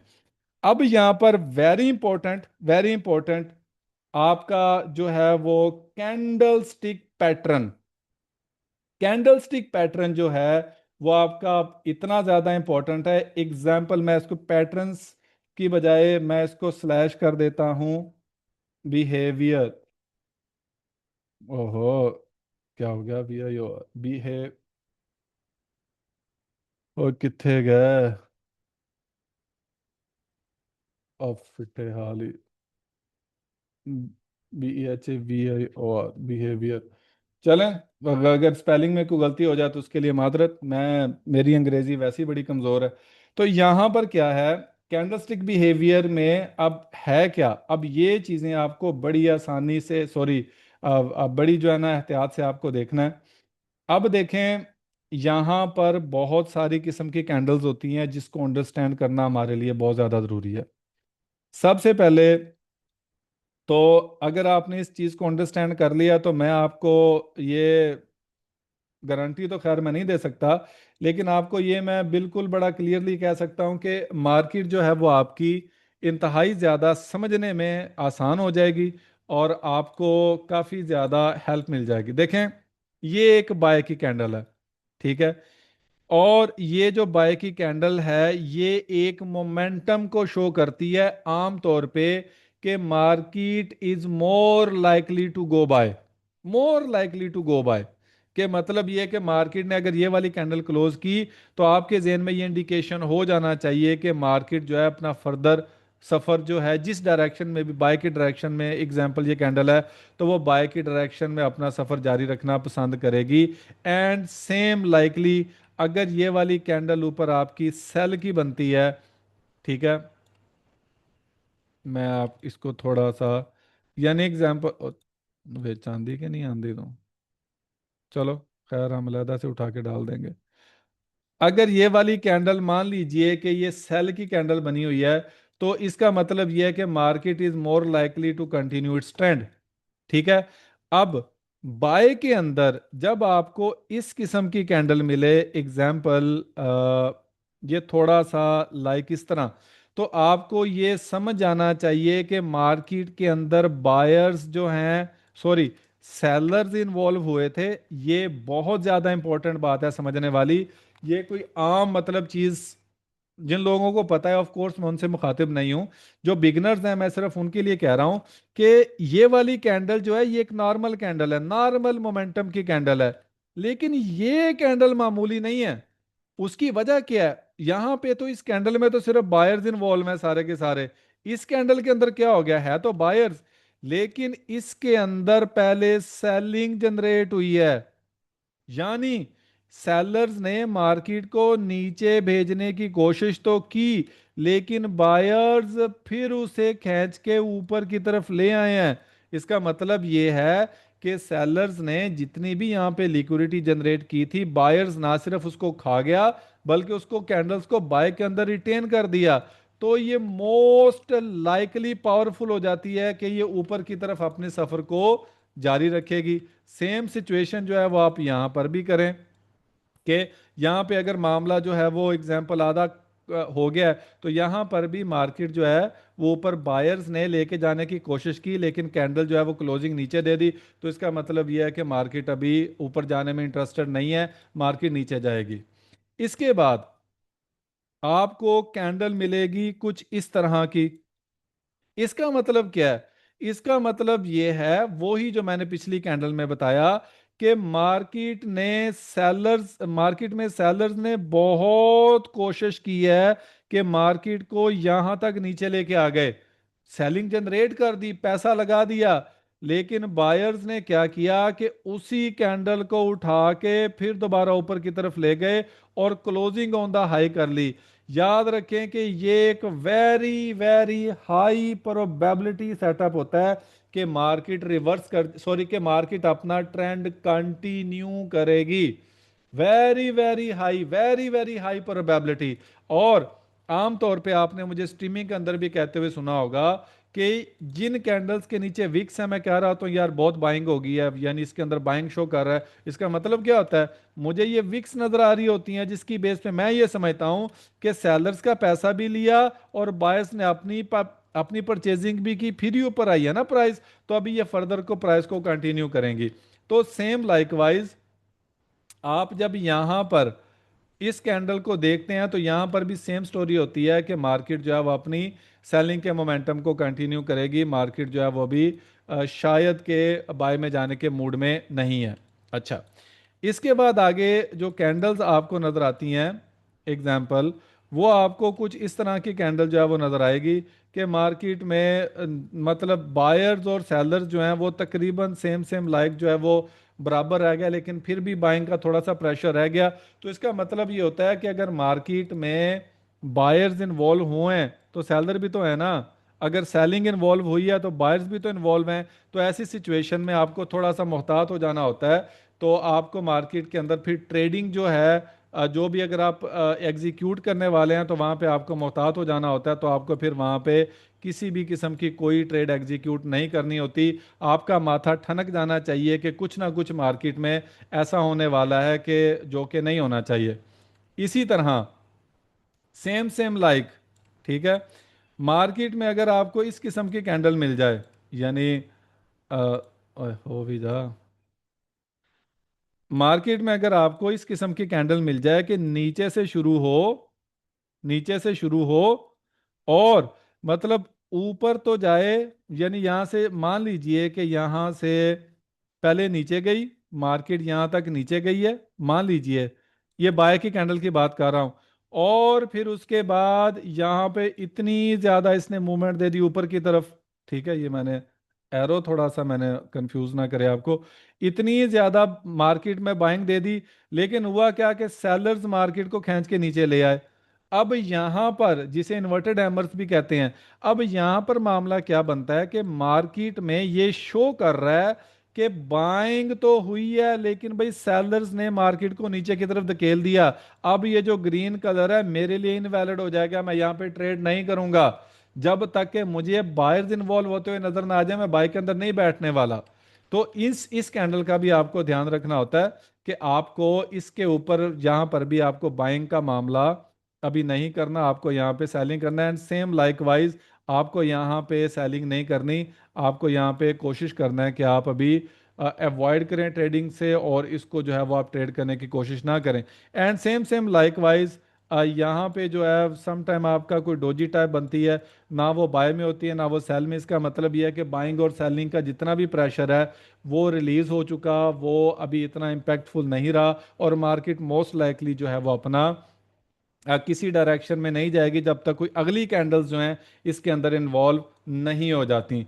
अब ये कैंडल्स ज़्यादातर आपको यूज़ होती हुई नजर आएंगी मार्केट के अंदर, और आपको इन्हीं कैंडल्स का ध्यान रखना है कि आप अपनी ट्रेडिंग के अंदर कोई गलती किसी भी किस्म की ऐसी ना कर बैठें जो कि फिर आपको प्रॉब्लम दे और आप अपनी ट्रेडिंग को रिस्क के ऊपर रख लें। अब हम इसको देखते हैं कि लाइव मार्केट के अंदर जो अभी हमने जितनी भी तर्ज की कैंडल पढ़ी हैं, क्या उसके अंदर वो मामला बना है। अब कोई भी कैंडल उठा के देख लें, कोई टाइम फ्रेम उठा के देख लें, कोई दूसरी तीसरी जो है वो चीजें उठा के देख लें, वो सेम टू सेम जो है वो काम कर रही होंगी। लाइक वाइज मैंने आपको बोला कि अगर कैंडल जो है वो एक नॉर्मल क्लोज होती है तो इसका मतलब यह है कि वहां पे सेलिंग है। तो देखिए मार्केट में सेलिंग थी, तो इस सेलिंग की कैंडल ने मार्केट को और नीचे धकेल दिया। अब यहां पर जब मार्केट ने नीचे धकेला लेकिन बायर्स इन्वॉल्व हो गया, उसने फिर दोबारा ऊपर ले आया। तो अब जो ये वाली कैंडल बनी है, तो क्या इसके अंदर आपको नीचे वीक नजर आ रही है कि सेलर कोशिश कर रहे हैं लेकिन बायर उसको हावी नहीं होने दे रहे। इस कैंडल के अंदर भी देखें कि नीचे सेलर्स लेके गए हैं लेकिन बायर्स फिर दोबारा आ गए, on the high candle close कर दी। यहां पर देखें क्या आपको यहाँ पे विक्स नजर नहीं आ रही, काफी ज्यादा आपको स्ट्रेंथ नजर आ रही है। तो इसका नतीजा क्या निकाला कि जैसे ही मार्केट यहाँ पे देखें उसने ये एक बाय की कैंडल क्लोज की तो मार्केट को ऊपर उठा के ले गए। तो आपको जब कैंडल एक फॉर्म हो रही होती है तो आपको यह भी पता चल जाता है कि भाई मार्केट अभी करने वाली क्या है, मार्केट अभी फर्दर जो है वो किस डायरेक्शन में जाएगी। तो ये आप कैंडल टू कैंडल एनालिसिस भी आप कर सकते हैं और कैंडल टू कैंडल भी आप जा सकते हैं। मान लीजिए मैं आपको छोटी सी एक एग्जांपल देता हूं और इसके बाद मैं आपको स्ट्रेटजी बताऊंगा और उसके बाद मैं आप लोगों के क्वेश्चन लूंगा। यहां पर मान लीजिए कि आपने क्या किया कि देखें ये वाली कैंडल बन गई। मैं आपको और थोड़ा सा पीछे से मैं लेके जाऊं ताकि आप लोगों को ये वाली जो मैंने बताई आपको समझ आ जाए। अब ये वाली कैंडल पूरी देखकर जैसा कि मैंने भी आपको सिखाया, आपको समझ आ गई कि मार्केट नीचे की तरफ जा रही है। अच्छा, अब अगली कैंडल देखते हैं। अब अगली कैंडल ने नीचे की तरफ विक दे दी, इसका मतलब क्या है, हमारा माथा ठनका कि भाई मार्केट में बायर्स इन्वॉल्व हो रहे हैं लेकिन ऊपर सेलर भी इन्वॉल्व हो रहे हैं। तो जो बायर्स को फेल करके तो सेलर आए हैं और बॉडी का कलर भी रेड है। तो लेकिन फिर भी चूंकि बाइंग हो गई तो हम थोड़ा सा मोहतात हो गए। अब इसके बाद नेक्स्ट कैंडल क्या हुआ, हमने नेक्स्ट कैंडल देखा तो इसके अंदर भी देखे हमें बायर्स जो है वो शो कर रहे हैं अपना मोमेंटम, कि इसका मतलब हमारा माथा ठनक गया कि मार्केट चाहे नीचे जा रही है लेकिन इसके अंदर बायर्स बैठ रहे हैं। अब कैंडल्स का जो प्राइस सेक्शन है वो हमें बता रहा है कि हमने करना क्या है। अब यहां पर क्या हुआ, अब यहां पर क्या हुआ, आपको पता लग गया सेलर आ रही थी, सेलिंग आ रही थी, सेलिंग आ रही थी, लेकिन भाई यहां पे जैसे मैंने बोला कि ना तो सेलिंग का पता चल रहा है ना बाइंग का पता चल रहा है। इसका मतलब यह है कि सेलिंग का मोमेंटम टूट गया, सेलिंग का जो एक मोमेंटम बना हुआ था वो टूट गया। अब जब तक हमें कंफर्मेशन नहीं मिलती हम दोबारा सेलिंग में नहीं जाएंगे। अब हमने देखा कि मार्केट ने क्या किया, और ज्यादा मतलब यहां पे बाइंग शो कर दी। यहां पे हम बिल्कुल ब्लाइंड हो गए कि मार्केट पता नहीं क्या करने वाली है। लेकिन चूंकि मार्केट नीचे चलेगी अगेन यहां पे इसने विक्स दे दी। अब हम इंतजार कर रहे हैं कि ये वाली जो बाइंग हुई है, क्योंकि हमारा ट्रेंड डाउन का है, हम डाउन के अंदर ही जाएंगे, हम डाउन की ट्रेड ही लेंगे। लेकिन ये जो बाइंग आ रही है, ये वाली जो मार्केट ने अपनी बाइंग करके रखी है, हम इंतजार कर रहे हैं कि मार्केट इस बाइंग को निकाले। अब इसने निकालना क्या है, अब हम उसका वेट कर रहे हैं। और ज्यादा देखें, नीचे विक्स शो कर रही है, बाइंग शो कर रही है। तो फाइनली क्या हुआ, मार्केट में बाइंग आई, मार्केट में बाइंग आई, बाइंग आई। ये जो जितनी बाइंग थी मार्केट में वो आई। और उसके बाद आप देखें कि यहाँ पे उसने जितनी भी बाइंग आई थी, बाइंग लेने के बाद वो अपना एक मामला जो था, एक रेजिस्टेंस का मामला आप देख रहे हैं यहाँ पे, और फेयर वैल्यू गैप पे रेजिस्टेंस था ना। ये वाली जितनी भी बाइंग थी, ये वाली बाइंग जितनी भी थी, ये बाइंग ली इसने, ये अपनी बाइंग निकाली, यहां से रेजिस्टेंस लिया और अब इसने अपना सफ़र जो है ना उसी डायरेक्शन में करना शुरू कर दिया जिस डायरेक्शन में इसको जाना था। तो कैंडल बाय कैंडल एनालिसिस आप ऐसे कर सकते हैं, और फिर आप जो है हल्का सा अपना जो है वो मामला भी अपनी ट्रेडिंग को जो है ना वो सेट कर सकते हैं। अगर इस सिलसिले में भी आपके कोई क्वेश्चन है तो अभी राइट डाउन करके रखें, मैं आपसे क्वेश्चन आंसर का सेशन जो है ना अभी मैं करूंगा। तो यहाँ पर अभी आपका जो था हमारा आज का जो टारगेट था पढ़ाने वाला, वो हमारा आज का पूरा हुआ।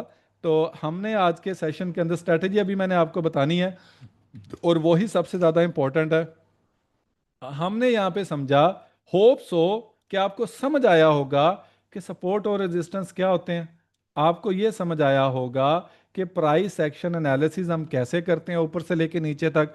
हमें ये समझ आया कि candle stick patterns, candles behaviour क्या होता है और वो कैसे काम करता है। और हमने कैंडल टू कैंडल एनालिसिस भी करना सीखे कि अगर कैंडल, जैसा कि मैंने अभी आपको एक शेप बताई है, कैंडल्स के बारे में एक्सप्लेन किया, तो यहाँ पे कैंडल टू कैंडल काम कैसा चल रहा है, तो वो भी आपको बड़े अच्छे तरीके से अभी यहाँ पे पता चल रहा होगा। अच्छा, अब यहाँ पर बात आ जाती है उसकी जिसका आपको सदियों से इंतजार है। पॉसिबल है कि यहाँ पे आपको इस स्ट्रेटजी का पता हो, तो यहाँ पर द सुपर स्ट्रेटजी जो है वो आपको मैं अभी बताने वाला हूँ कि आपने ट्रेड कैसे लेनी है।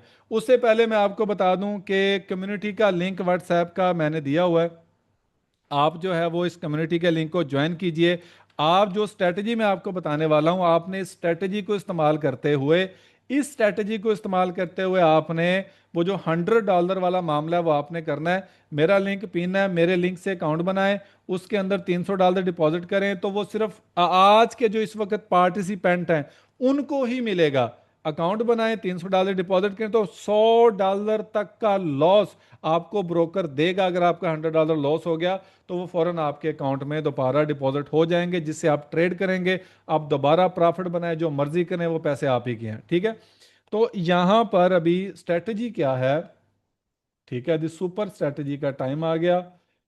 देखें, सुपर स्ट्रेटजी में आपको क्या करना है कि आपको देखना है कोई फेयर वैल्यू गैप। कोशिश करें कि 4 आवर को यूज करें, या मैक्सिमम 1 आवर तक चले जाएं, इससे नीचे आप ना जाएं। कोशिश करें आप इससे नीचे ना जाएं। अब आप क्या करें कि मान लीजिए कि हमारे पास ये एक फेयर वैल्यू गैप था। ठीक है, तो यहां पर अभी मैं आपको करता हूं, ये स्ट्रेटजी बहुत ज़्यादा इंपॉर्टेंट है। मान लीजिए कि हमारे पास यहाँ पे एक फेयर वैल्यू गैप था, और इसके अंदर वो जो कंफर्मेशन कल वाली बात कर रहे थे कि ओपन छोड़ने वाली बात नहीं। मान लीजिए कि हमारे पास टारगेट है और ये वाला हमारे पास एक फेयर वैल्यू गैप है। हमने इस फेयर वैल्यू गैप को मार्क किया 1 आवर का। अब जैसे ही आप एक फेयर वैल्यू गैप बन गया, आपने 1 मिनट के अंदर चले जाना है। जैसे ही आपका फेयर वैल्यू गैप बना, आपने 1 मिनट के अंदर चले जाना है, और आपने इंतजार करना है कि मार्केट कब जो है इसके अंदर टैप करे। अब देखें यहां पे क्या किया, मार्केट ने टैप कर लिया। अब यहां पे आपको इंतजार करना है मार्केट स्ट्रक्चर शिफ्ट का। मार्केट स्ट्रक्चर शिफ्ट क्या होता है कि कोई भी एक स्विंग लेवल, मान लीजिए कि मार्केट में मैंने आपको स्विंग लेवल बताया कि मार्केट जब भी इस लेवल को ब्रेक करेगी तो हम उसको मार्केट का स्ट्रक्चर शिफ्ट कंसीडर करेंगे। तो अब चूंकि मार्केट ने ये स्विंग लो है, ये स्विंग हाई, तो जैसे ही मार्केट इसको ब्रेक करेगी तो हम अपनी ट्रेड का, मैं आपको तरीकाकार आगे बताने वाला हूं क्या करेगा। अब देखिए मार्केट ऊपर की तरफ जा रही है। अब यहां पर मान लीजिए कि मार्केट ने, ये बात याद रखें, ये चले मिटिगेशन भी बनी गया इत्तेफाक से। मान लीजिए कि मार्केट ने एक स्विंग लो बना दिया। ठीक है, स्विंग लो बनाने के बाद इसको ब्रेक कर दिया फेयर वैल्यू गैप के साथ। मेरे भाई आपको और कुछ भी नहीं चाहिए, आपने ये देखना है कि स्विंग लो के अंदर फेयर वैल्यू गैप आना चाहिए properly. Properly fair value gap आए, तो ये मुझे तो नजर आ रहा है। तो आपको कुछ भी नहीं करना, आपको जस्ट यहां पे एक जो है वो बाय की एक ट्रेड लिमिट लगा दें, इसी इसी के ऊपर, इसी स्विंग आई के ऊपर। इससे कोई इस लो से तकरीबन को 5-10 पिप नीचे ऐसा लगा दें, और 1:2 की ट्रेड आप यहाँ पे एग्जीक्यूट कर दें। और आप जब आप इसको प्ले करेंगे तो आपको नजर आएगा कि मेरे भाई मार्केट ने हमारी लिमिट ली, लिमिट लेने के बाद अब देखिए हमारी ट्रेड चल रही है, तो हम देखते हैं कि क्या मामला इसका बनता है। तो ये मेरे भाई आपका लाइव ट्रेडिंग आपके अंदर इसने आपका टीपी हिट कर दिया। तो आपने इसी स्ट्रेटजी को ध्यान में रखते हुए आपने अपनी आने वाली हर ट्रेड को एग्जीक्यूट करना है, और कोशिश करें कि $100 का जो आपको बेनिफिट मिल रहा है आप लाजम लें, और उसके ऊपर यही स्ट्रेटजी अप्लाई कर दें। और मान लीजिए कि अगर यहाँ पे कोई मामला बनता है ऐसा ही, फेयर वैल्यू गैप आपको हाई के ऊपर ब्रेक करना बनता है, तो आप इसको भी मतलब सेम करें, फिर इस सिलसिले में आपका जो है ना वो टीपी बढ़ जाएगा। और आपने देखा ऑलमोस्ट समझे कि वो टीपी भी इसने हिट कर दिया हुआ है, बल्कि ना सिर्फ हिट किया बल्कि मार्केट उससे भी ऊपर की तरफ निकल गई। तो रास्ते में आपको जितने भी फेयर वैल्यू गैप मिलते जाएंगे, क्योंकि आपको पता लग गया ये सपोर्ट लेवल है, आपको पता लग गया ये रेजिस्टेंस है, तो आपको फिर हर सपोर्ट से बाय करना है, और आपको यही वाला फार्मूला अप्लाई आपको करते रहना है। अरे होप सो कि आपको जो है ना वो ये स्ट्रेटेजी भी समझ आ गई होगी। मैं ये अपलोड भी कर दूंगा वेबिनार को अपने यूट्यूब पे और बाकी चैनल्स पे भी, तो आप वहां से भी देख सकेंगे। अब आ जाएं आप लोगों के क्वेश्चंस। हाँ जी, सैयद खावर भाई आप पूछें, क्या क्वेश्चन है आपका? वालेकुम। अच्छा, वालेकुम सलाम। ओवरलैपिंग पीडीए, उसको थोड़ा सा अगर डिफाइन कर दें तो। यार ओवरलैपिंग पीडीआर एक ऐसा, मैं आपको समझाऊं कि ओवरलैपिंग पीडीआर एक ऐसा लेवल होता है जिसके अंदर एक से ज़्यादा लिक्विडिटी लेवल इन्वॉल्व हो जाते हैं। यानी मान लीजिए कि हमारे पास यहाँ पे एक लिक्विडिटी लेवल स्विंग हाई है, एक लिक्विडिटी लेवल हमारे पास फेयर वैल्यू गैप है, तो जहाँ पे ये दोनों अलाइन करते हैं वो हमारे लिए ओवरलैपिंग बन जाता है। हमारे पास कोई ऑर्डर ब्लॉक है, ये वाला एग्जाम्पल, इस ऑर्डर ब्लॉक के साथ हमारा फेयर वैल्यू गैप मिल गया, वो हमारे लिए ओवरलैपिंग पीडीआर बन जाएगा। यानी जहां पर एक से ज्यादा लिक्विडिटी लेवल्स आपस में पैचअप कर रहे होते हैं, हम उसे ओवरलैपिंग पीडीआर कहते हैं। हाँ जी जीशान बाबर भाई आपका क्वेश्चन। जी सलामकुम सर। वालेकुम सलाम। सर स्विंग हाई लो ते बारे पूछना है। उसको समझाने का अभी टाइम नहीं है, लेकिन फिर भी मैं बता देता हूँ कि मान लीजिए जी कि एक कैंडल मार्केट में बनी, उसकी एक कैंडल लेफ्ट पे एक कैंडल राइट पे, तो जो उसका दरमियान वाली कैंडल का जो टॉप होगा वो स्विंग हाई होगा। इसी तरह नीचे कैंडल बनी, उस कैंडल के एक लेफ्ट साइड पे कैंडल ऊपर है, एक राइट साइड पे कैंडल ऊपर है, तो उसका जो लो होगा दरम्यान वाली कैंडल का, वो आपका स्विंग लो कहलाएगा। हाँ जी आसफ भाई जी क्वेश्चन पूछें। आसफ भाई नहीं पूछना? Blessing always. नहीं नहीं। हेलो, आवाज आ रही है सर? जी जी जी आसफ भाई पूछें। अच्छा सर, मुझे ये पूछना था कि अभी जो आप स्ट्रेटजी बता रहे थे उसमें एक ऊपर इन्वर्टेड हैमर बना था। अच्छा, अब वो इन्वर्टेड हैमर तो हमें फिर वो थोड़ा सा इंडिकेट कर रहा होगा सेलिंग प्रेशर के ऊपर। हम्म। तो वहां पे उसको मजीद कोई पॉइंट ऐसे बता दें कि हम अपनी ट्रेड को कंफर्म कर लें कि जो मार्केट ने स्ट्रक्चर तो ब्रेक कर दिया, लेकिन उसके बाद जो कैंडल बना रहा है वो एक इन्वर्टेड हैमर और रेड में क्लोज कर रहा है, जो हमें फिर इंडिकेट तो करेगी कि मार्केट यहाँ से फिर नीचे की तरफ आ जाए। तो यहाँ पे उस ना, चीज को थोड़ा सा ना हाँ ओवरकम यहाँ पे, करने के लिए हाँ यहाँ वो पे थोड़ा बता देखें, दें। यहाँ पे ना कुछ चीजें हैं। इन्वर्टेड हैमर नो डाउट बना हुआ है, सम टाइम जी मार्केट आपको ट्रैप कर रही होती है, तो इस ट्रैप से निकलना कैसे है? इन्वर्टेड हैमर तो बन गया, लेकिन हम इस इन्वर्टेड हैमर को तब हम अहमियत देते जब नीचे मार्केट अपनी सपोर्ट ना बनाती। लाइकवाइज लाइकवाइज अब यहाँ पर इन्वर्टेड हैमर बना हुआ है, बना तो यहाँ पर भी हुआ है, तो हम तो इसको जी। अहमियत हम दे देते, अगर ये इसको फॉलो कर जाता हम इसको अहमियत बिल्कुल देते। ठीक है कि ये यहाँ तक आएगी, हम इस पे ट्रेड भी एग्जीक्यूट करते, लेकिन इस इन्वर्टेड हैमर के बिल्कुल नीचे तो मार्केट ने सपोर्ट बना दिया और है भी क्लासिक गैप है, और ऊपर हमारी लिक्विडिटी भी पेंडिंग है। तो काफी सारी चीजों को अगर हम जेन में रखें तो हमें यहाँ से बाय करना ही बनता था, यहाँ से सेल करना नहीं बनता था। ठीक है। हाँ जी ठीक है। आगे एक और क्वेश्चन था। कौन से? यार जिन्होंने जिनके क्वेश्चन हो गया ना वो काइंडली अपना हैंड जो है ना वो रिमूव कर दे। Blessing always. अच्छा सर, मेरा क्वेश्चन था इसमें। जी हेलो। जी जी पूछें। सर, नीचे ऑर्डर ब्लॉक से बाइंग आया सर, ठीक है, वहां हाँ से जी जी जी। प्राइस ऊपर मूवमेंट किया, बट ऊपर भी ऑर्डर ब्लॉक है, तो वो फेल हो गया, रीजन सर? ये ऊपर का ऑर्डर ब्लॉक फेल हो गया, इसकी रीजन पूछ रहे हैं? जी जी। तो मुझे एक बात बताएं कि यहाँ पे सक्सेस हुआ, इसकी क्या रीजन है? यहाँ बाइंग प्रेशर था, बट हम लोग अगर यहाँ से एंट्री अगर उठाते हैं हम लोग ओके यहाँ से, ओके। तो टारगेट तो यहाँ वहीं तक रखते हैं ना, क्योंकि यहाँ से रिजेक्शन आ जाएगा ऐसा। यहाँ पे आपको जो है वो एग्जाम्पल यहाँ पे आपको ये पता कि यहाँ पे हमारे पास बाइंग प्रेशर है, राइट। इसीलिए आप ये प्रेशर एक्सपेक्ट कर सपोर्ट रहे हैं आएगी, कि हाँ। मार्केट ऊपर की तरफ जाएगी। यही हाँ बात है ना, कर रहे हैं आप। जी जी जी। अच्छा।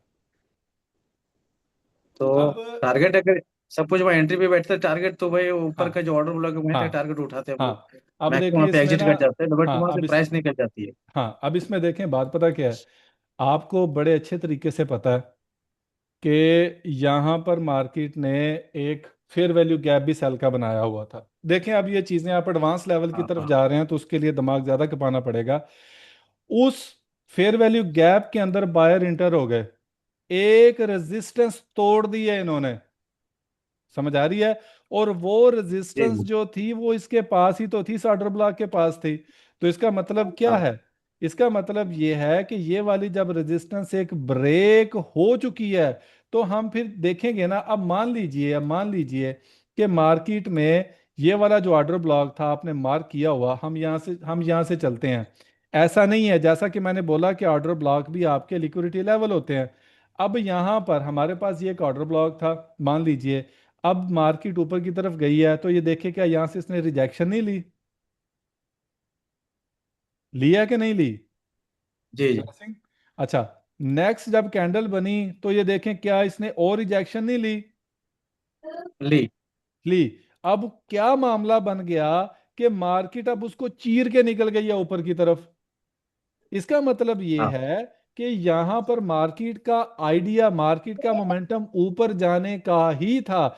इस ऑर्डर ब्लॉक ने मिला जुला के जितना भी असर डालना था वो डाल दिया।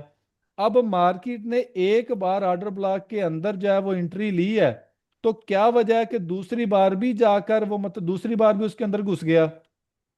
ठीक है, तो इसका मतलब यह है कि मार्केट तो कुछ ना कुछ एविडेंस दे रही थी, और इस एविडेंस को सपोर्ट कर रहा था इस फेयर वैल्यू गैप के अंदर मार्केट का बायर का घुसना।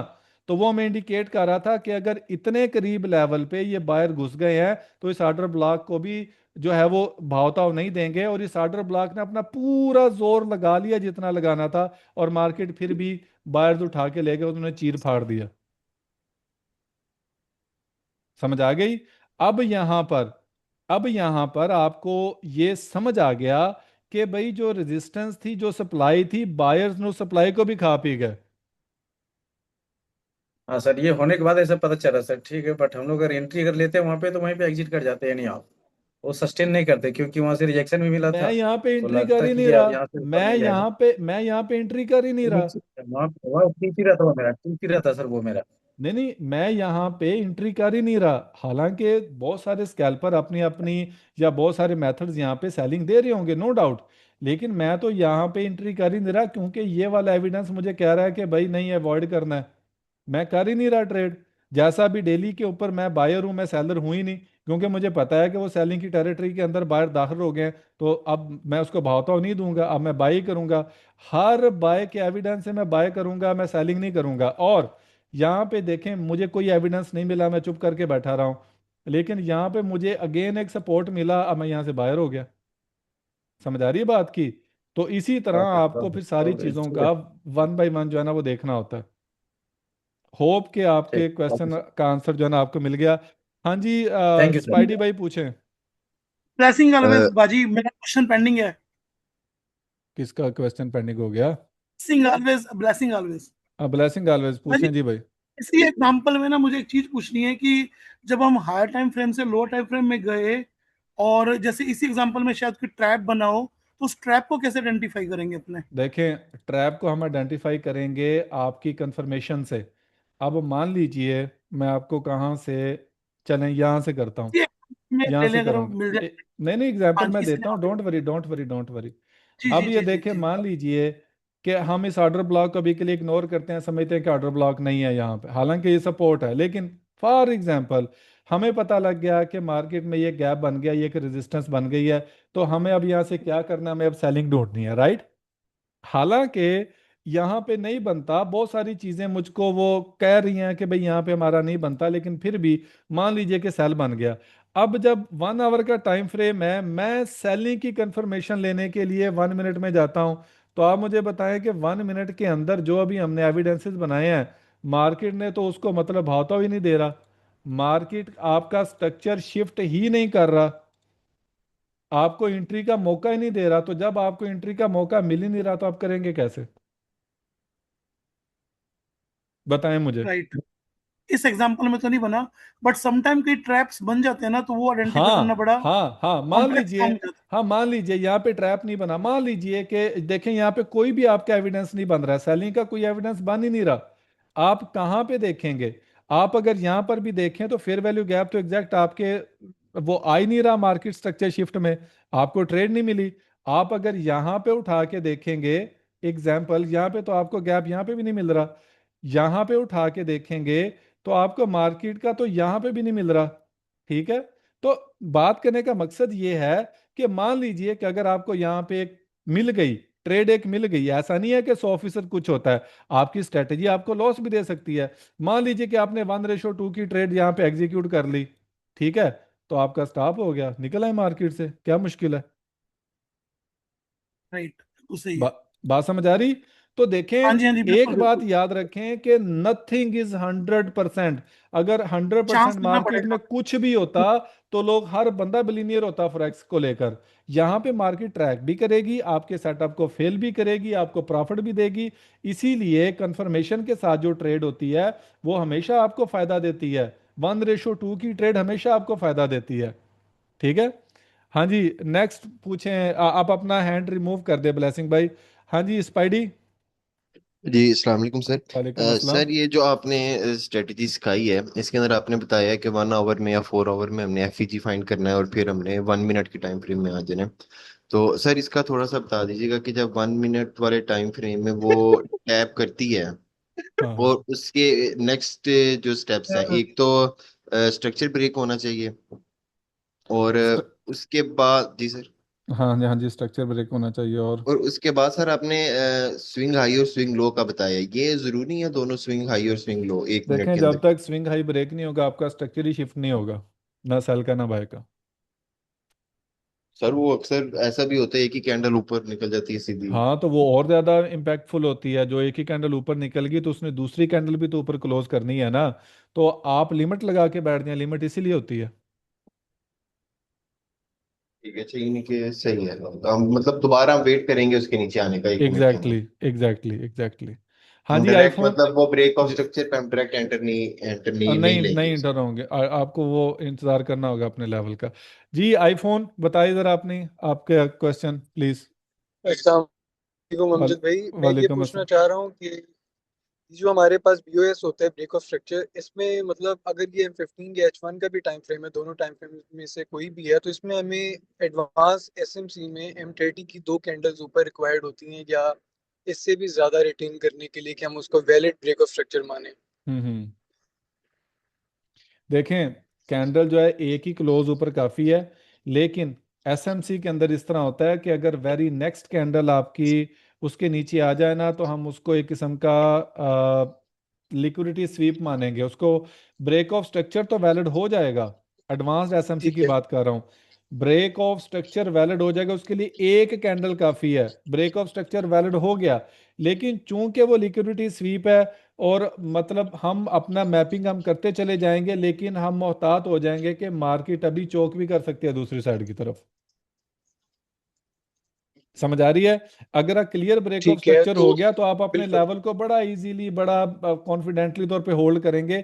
लेकिन जब आपका इस किस्म का ब्रेक ऑफ स्ट्रक्चर होगा ना, तो आपको अपना माइंड रेडी रखना पड़ेगा चौक के लिए कि मार्केट अभी दूसरी डायरेक्शन में चौक कर सकती है, क्योंकि ऊपर वाला ब्रेक ऑफ स्ट्रक्चर इसने वैलिड किया तो है, लेकिन वो स्वीप कर गया।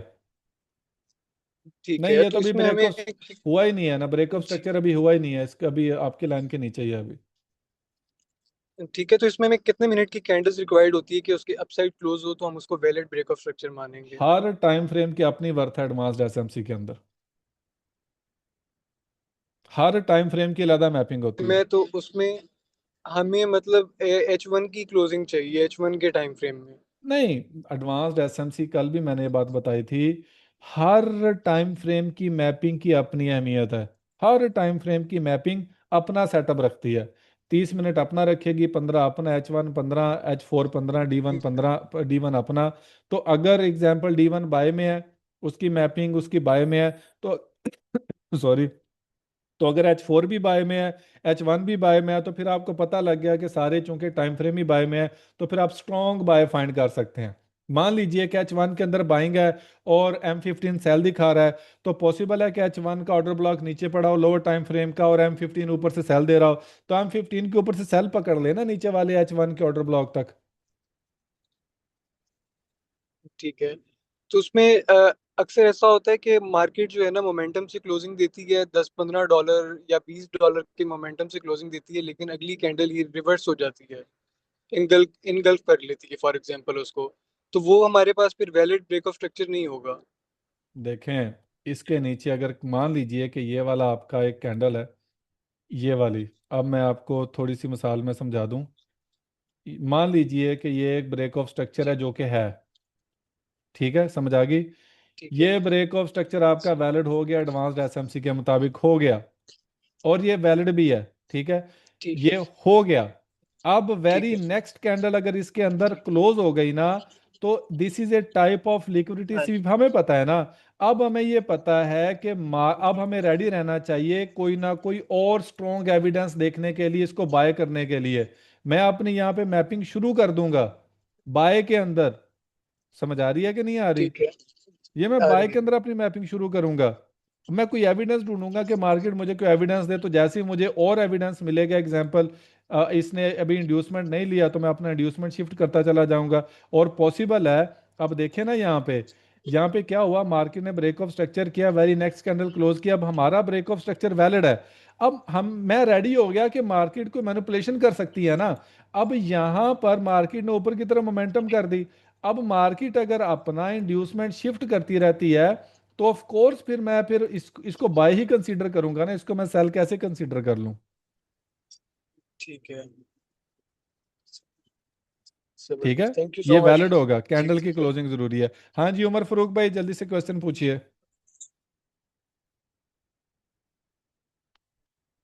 आईफोन भाई अपना वो हैंड जो है ना वो रिमूव कर दें, उमर फारूक भाई ने वैसे ही हैंड रेज किया।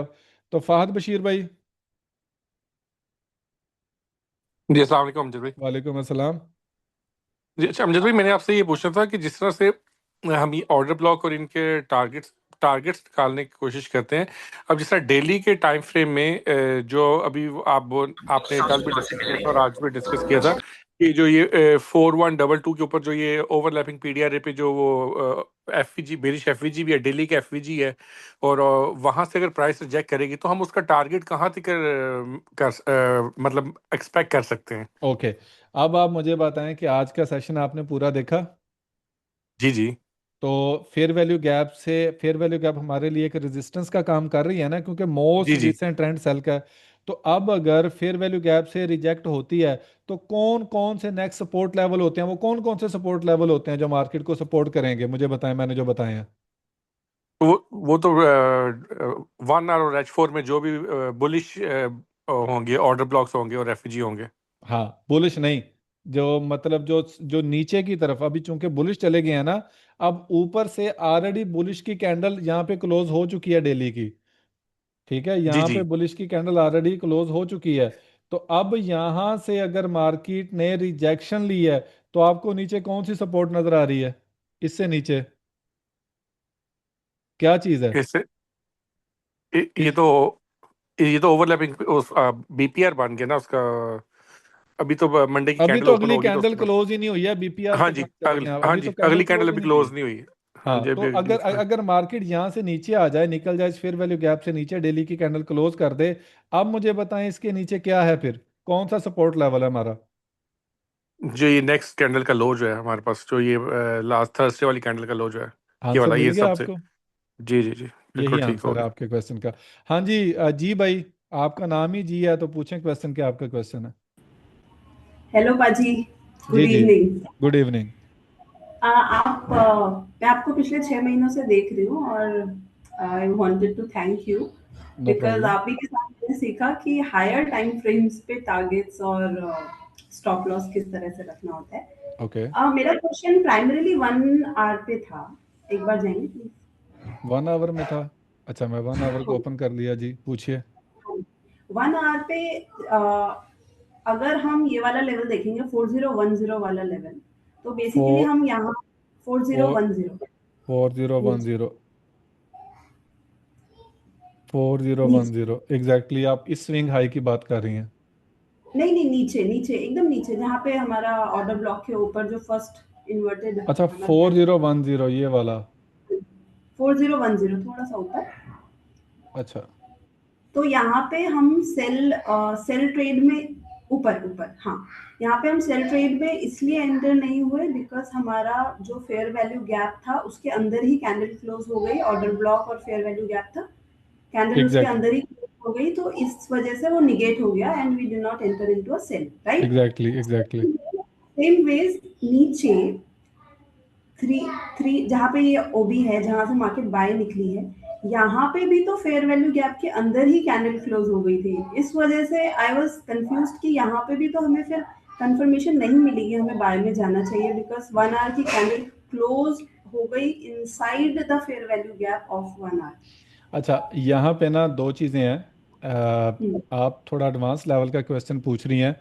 यहाँ पे देखें, आपको ना कुछ चीज़ें कंफर्म्ड होती हैं जो आपको कंफर्म कर रही होती हैं कि आपने करना क्या है। आप देखें कि मार्केट ने यहाँ पे कितनी ज़्यादा लिक्विडिटी जनरेट कर दी।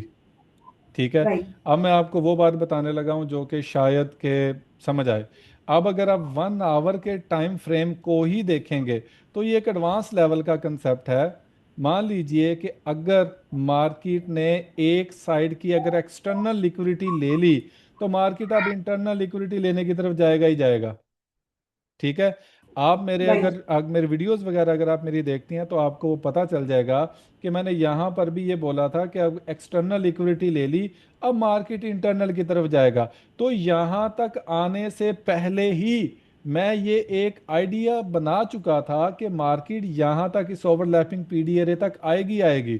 और ये बात विटनेस है जो मैं डेली की अपनी प्रिडिक्शन करता हूँ कि आज मार्केट कहाँ तक जाएगी, आप उसके अंदर जाके देखिए, ये मैंने बात बताई है। अब मुझे यहाँ पर एक वीकनेस मिला क्योंकि मार्केट एक एक्सटर्नल लिक्विडिटी स्वीप कर चुकी, अब इंटरनल की तरफ जाएगी। अब मार्केट यहाँ पे स्ट्रगल कर रही है, देखें कितनी ज्यादा स्ट्रगल कर रही है, और स्ट्रगल करते करते मार्केट ने फाइनली अपना जो एक इंटरनल स्विंग लेवल था वो ब्रेक कर दिया। ठीक राइट है, अब यहाँ पर राइट तो मैं इसको स्वीप समझूंगा। अब मैं यहाँ पर जाहिर बात है स्वीप है, इतनी बड़ी कैंडल है, मैं यहाँ पे बाय लेने वाला तो हूं नहीं। तो मैं यहाँ पर भी मोहतात था क्योंकि क्योंकि मैं यहाँ तक मोहतात था क्योंकि मैं तो ट्रेड ले ही नहीं रहा। किधर गया, इस कैंडल को मैं अब रिमूव करना, वो हो नहीं रही क्योंकि टाइम फ्रेम अभी ना बिल्कुल रिसेंट मार्केट में हम कर रहे हैं। तो जब जब तक ये वाली कैंडल ऊपर क्लोज नहीं ना हो गई, ठीक है, और एक कैंडल ऊपर रिटेन नहीं कर गई, ठीक है, इस लेवल से ऊपर, मैंने इसको नहीं समझा कि मार्केट बाय है। ओके लेकिन जब मार्केट इस स्विंग हाई के ऊपर क्लोजिंग कर गई है तो तब मैं इसका बड़े अच्छे तरीके से जो है वो मैंने रियलाइज कर लिया कि market is about to buy. और वो जा कहाँ पे सकती है, वो यहाँ पे। अब आपको याद हो अब आपको याद हो, अगर आप मेरा लाइव सेशन देखते हैं, मैंने बोला था कि market is about to 4044 level तक जाएगी। और वो क्यों जाएगी, एग्जैक्टली सेम स्टोरी है कि मुझे पता था कि यहां पर ये वाला लेवल आपको नजर आ रहा है। अब मुझे बताएं कि ये कौन सा लेवल है जो मैंने अभी मार्क किया। तो मुझे कैसे पता था कि मार्केट यहां तक जाएगी, क्योंकि मैंने मैंने ये एनालाइज कर लिया था कि मार्केट ने अगर ये एक्सटर्नल लिक्विडिटी स्वीप की है, ये वाली, तो मार्केट अब एक्सटर्नल की तरफ ही जाएगी। इस लेग के अंदर वाली लेग का मुझे तो इंटरनल टारगेट में रख दूं, लेकिन जब ये वाली लिक्विडिटी स्वीप होगी तो मार्केट ने यहां तक जाना ही जाना है। और मैंने ग्रुप के अंदर भी सिग्नल दिया था कि भाई मार्केट सिर्फ यहां तक जाएगी, और 4042 से लेकर 4049 से मैं सेलिंग देख रहा हूं। और एग्जैक्टली अगर आप देखें मार्केट को प्ले करके तो वो हमारी इस चीज़ की तायद में है कि ऐसा ही है। और इस लेवल तक जाने से पहले ही मुझे पता लग गया था कि मार्केट करने क्या वाली है। ठीक है, आई होप कि आपको ये चीज़ें क्लियर हो गई होंगी कि हमने यहाँ पे जो 1 आवर के अंदर सेलिंग बनी है, हमने इस बाय को हमने क्यों नहीं निगेट किया, इसके रास्ते में रुकावटें भी तो है ना। अच्छा अब ये देखें, मैंने थोड़ी देर पहले आप लोगों को ये बोला था, थोड़ी देर पहले ही मैंने आप लोगों को बोला कि यहाँ पर एक भाई ने भी क्वेश्चन पूछा कि ये वाला ऑर्डर ब्लॉक भी तो पड़ा हुआ है ना, तो ये काम क्यों नहीं कर रहा। तो मैंने उन्हें बोला था कि भाई देखें, मार्केट जो है वो ऑर्डर ब्लॉक में मिला जुला के अपना जितना कि इम्पैक्ट देना था वो दे चुकी, लेकिन मार्केट क्या किया कि उसको फिर चीर फाड़ के ऊपर निकल गई। अब यहाँ पर अगर आप यहाँ पर देखें, ये वाला जो ऑर्डर ब्लॉक है, क्या मार्केट की हिम्मत हुई है उसके अंदर दाखिल होने की? वो तो इसकी लिक्विडिटी इसने ली, रिजेक्ट होगी, दोबारा लिक्विडिटी ली, निकल गई उसकी टेरिटरी के अंदर। तो अब मुझे पता है कि ये वाला लिक्विडिटी लेवल प्लस ये वाला मेरा जो एक लोअर टाइम फ्रेम का मैंने एक एक्सटर्नल लिक्विडिटी मार्क की हुई है वो, प्लस 1 आवर की liquidity SVEEP, plus internal liquidity का टारगेट, प्लस ये, और ये ऑर्डर ब्लॉक मुझे इंडिकेट कर रहे हैं कि I have to keep in buy. Okay okay. अब मुझे पता नहीं कि आपको समझ आए कि नहीं है, क्योंकि आपने सवाल ही एक्सपर्ट लेवल का पूछ लिया या एडवांस लेवल का। तो अब यहाँ पे जो हम ट्रेड लेते हैं तो काफी सारी चीजों का फिर ख्याल करना पड़ता हाँ, है। सिर्फ सिर्फ फेयर वैल्यू गैप की वजह से निगेट नहीं मानेंगे, बिकॉज एक्सटर्नल लिक्विडिटी सेलर्स की ले ली है, तो अभी नेक्स्ट एक्सटर्नल लिक्विडिटी का हम आराम से टारगेट रख सकते हैं, डबल देखिए, टॉप प्लस हाँ एक्सटर्नल लिक्विडिटी। हाँ, देखें, राइट। लाइक एक और भी, चले मैं आपको टिप समझा ही दूं, जो लोग बैठे हुए हैं उनके लिए काफ़ी फायदे की बात है। अब मान लीजिए कि मार्केट ने ये सपोर्ट ब्रेक कर दी, सपोर्ट के अंदर, टेरिटरी के अंदर क्लोज कर दिया। अब हम जो है वो मोहतात हो गए, हमने यहाँ पे कोई ट्रेड नहीं ली, हमने इस ऑर्डर ब्लॉक को भी निगेट कर दिया कि हमारी सपोर्ट ही खत्म हो गई। मार्केट ऊपर गई, इसने सेल का गैप बना दिया, हमें पता लग गया कि हम इसको सेल करेंगे। अब हमने कैंडल के क्लोज होने का इंतजार किया, हमें पता हो गया, हमें पता लग गया कि ये सेल का जो फेयर वैल्यू गैप है निगेट हो गया। अब मुझे बताएं कि आप इसके बाद भी बाय नहीं करेंगे? हाँ, अब कंफर्म हो गया कि अब बाय, यहाँ से एग्जैक्टली। कंफर्म। अगर आप इतने राइट। मोहतात हैं, अगर आप इतने मोहतात हैं, अब इन सब चीजों को अगर आप नहीं भी देख रहे या सिर्फ खामोशी से तमाशा देख रहे हैं, तो इन पूरी चीजों को ध्यान में रखते हुए जब आपको यहाँ पे कंफर्मेशन मिल गई, तो अब कौन सी चीजें आपको जो रोक रही है ट्रेड लेने से? Right right. ओके। हाँ जी, देविन, ये देवा दुत्ता दास भाई, पूछें क्या क्वेश्चन है आपका? ये मेरा ख्याल है अभी है ही नहीं। हाँ जी, सना। अस्सलाम वालेकुम पाजी। वालेकुम अस्सलाम। पाजी मेरा क्वेश्चन वही है, फेयर वैल्यू गैप से रिलेटेड। आप अपनी जो लाइव स्ट्रीमिंग करते हैं उसमें फेयर वैल्यू गैप्स को बहुत इंपॉर्टेंस देते हैं, हाँ और जी मैं अभी तक ना उस चीज़ को आइडेंटिफाई नहीं कर पाई कि आप किस तरीके से फेयर वैल्यू गैप से आने वाली मार्केट को यार, प्रिडिक्ट ये कर जो लेते हैं। ए बंदा है ना, इसको रिमूव कीजिए। ये जो है ना अपनी ये प्रमोशन कर रहा है, ये कौन सा ये बंदा है? इसको ब्लॉक कर दें आप जरा प्लीज, काइंडली। इसको जी क्या, अमजद भाई। इसको ब्लॉक करें जरा, बल्कि इसको ओके। किक आउट करें जरा। हाँ जी, सना पूछें क्वेश्चन। जी पाजी, मुझे फेयर वैल्यू गैप्स के बारे में ही पूछना है कि फेयर वैल्यू गैप को आप किस तरीके से यूटिलाइज करते हैं, और क्योंकि मैंने इसको समझने की कोशिश करी है आपके लाइव उसको देखते हुए और मार्केट को देखते हुए, लेकिन मैं अभी तक ना उसका जो असल एसेंस है ना वो वहां तक पहुंच नहीं पाई हूँ। मुझे अच्छा, फेयर वैल्यू गैप्स के बारे में पूछना है कि आप 3 तरह के जो फेयर वैल्यू गैप्स को यूज़ करते हैं अपनी लाइव स्ट्रीमिंग के अंदर, तो वो किस तरीके से होते हैं? देखिए, जो फेयर वैल्यू गैप है ना, उसको इस्तेमाल करने के काफ़ी ज़्यादा तरीके हैं, तो उसके लिए आपको फिर कोर्स ही करना पड़ेगा। पाजी मैं वही हूँ जो बार-बार बोलती हूँ कि मैं फीस के पैसे जमा करती हूँ, लेकिन मेरी फीस के पैसे इधर-उधर हो जाते हैं। आपके अंदर बड़ी ट्रेजेडी है, तो आप इस तरह कीजिए, जब भी आपको पता चले ना कि फीस का मेरे पास $10 जमा हो गया, तो आप मुझे भेज दिया करें, मैं जमा कर लूंगा। आपसे खर्च हो जाते हैं। चलिए सही है पाजी। चलो ठीक है। हाँ जी, और किसी का कोई क्वेश्चन? उमर फारूक भाई, ठीक है। सर। तो आज का सेशन काफ़ी अच्छा अस्सलाम रहा। वालेकुम सर। वालेकुम अस्सलाम जी, उमर भाई। सर मेरा एक क्वेश्चन है कि जब आपने कहा कि फेयर वैल्यू गैप में मार्केट ने बनाया है, तो उसमें मार्केट आ गई है वापस, अगर 3 साल पे बाई का फेयर वैल्यू गैप है, तो सर हम उसमें सिर्फ मार्केट स्ट्रक्चर शिफ्ट होने का वेट करेंगे या कैंडल क्लोजिंग का वेट करेंगे? मार्केट स्ट्रक्चर शिफ्ट होने का। और अच्छा सर, अगर, कई बार। अच्छा एक बात और भी बता दूं, चले अच्छा कि आपने क्वेश्चन पूछ लिया। याद रखें कि ये बात बहुत ज़्यादा इंपॉर्टेंट है, बहुत बहुत बहुत ज़्यादा इंपॉर्टेंट है, बहुत ज़्यादा इंपॉर्टेंट है, आप सब लोग समझें। मान लीजिए कि फेयर वैल्यू गैप है 1 मिनट के अंदर शिफ्ट हो गए, ठीक है। आपने यहाँ पे टैप होगी मार्केट, अब यहाँ पे आपने मार्केट का स्ट्रक्चर शिफ्ट ढूंढना शुरू कर दिया, लेकिन मार्केट का स्ट्रक्चर ढूंढते हुए आपका अगर 1 आवर की कैंडल क्लोज हो गई, तो आपको ट्रेड सेल की नहीं लेनी। समझ आ गई ठीक बात? है। मान जी सर। लीजिए आप मार्केट का स्ट्रक्चर शिफ्ट कर रहे हैं क्योंकि फेयर वैल्यू गैप है, आप ले लें, ठीक है, चांस ले लें, पॉसिबल है 1:2 आपको दे दे। लेकिन मार्केट का स्ट्रक्चर शिफ्ट नहीं हुआ और एक बाय की कैंडल उस फेयर वैल्यू गैप के अंदर क्लोज हो गई, आपको ट्रेड अब सेल की नहीं लेनी।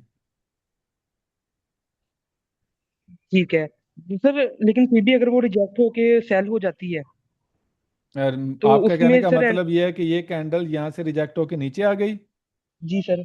तो यहाँ से अगर रिजेक्ट होके नीचे आएगी तो मेरे भाई वो तो फिर स्ट्रक्चर शिफ्ट भी तो दे ही देगी ना आपको फिर। ठीक है, पर सर एक और क्वेश्चन है, कई बार किसी ऑर्डर ब्लॉक या फेयर वैल्यू गैप में मार्केट जाके स्ट्रक्चर शिफ्ट दे देती है, लेकिन फिर उसमें वापस जाके उसके स्ट्रक्चर को हाई को स्वीप कर देती है। तो उस सिनेरियो में सर हमें क्या करना चाहिए, क्योंकि फिर वो दोबारा सेलिंग का माइंड नहीं बनता हमारा। माइंड नहीं बनता तो साइकोलॉजी को स्ट्रॉन्ग करें ना। स्टॉप लॉस इसीलिए तो होते हैं कि आप अपने स्टॉप को बेहतर तरीके से आप कर सकें, स्टॉप लॉस इसीलिए तो होते हैं। नहीं नहीं सर, मैं कहना चाह रहा हूँ कि इनके दोबारा सेलिंग का माइंड नहीं बनेगा, वो फिर माइंड ये कहते हैं कि अब भाई बाय हो जाएगी। तो इसीलिए तो आपको मैंने बोला है कि आप अपनी जितनी भी आपके मामले हैं ना ट्रेडिंग के, आप अपने सेटअप के ऊपर ही एग्जीक्यूट करें। जब सेटअप से हटकर कोई ट्रेड करेंगे तो फिर मसला बनेगा। लाइकवाइज आप क्या करें कि आप अगर आपको आपके सेटअप के ऊपर अगर ट्रेड मिलती है तो 1,000 ट्रेड मिलती है, आप 1,000 बार करें। अगर पूरे दिन में एक भी आपके सेटअप के ऊपर ट्रेड नहीं आती, एक भी ना करें।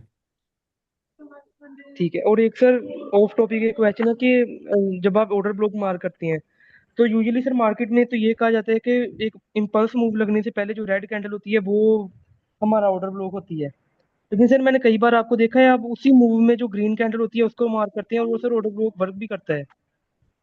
ये जादू है। अस्तगफिरुल्लाह। यार ये ना सर ये जा मैं ना अपनी मैपिंग के अंदर मैं एडवांस्ड एसएमसी के ऑर्डर ब्लॉक्स भी यूज़ कर रहा हूँ और आईसीटी के भी।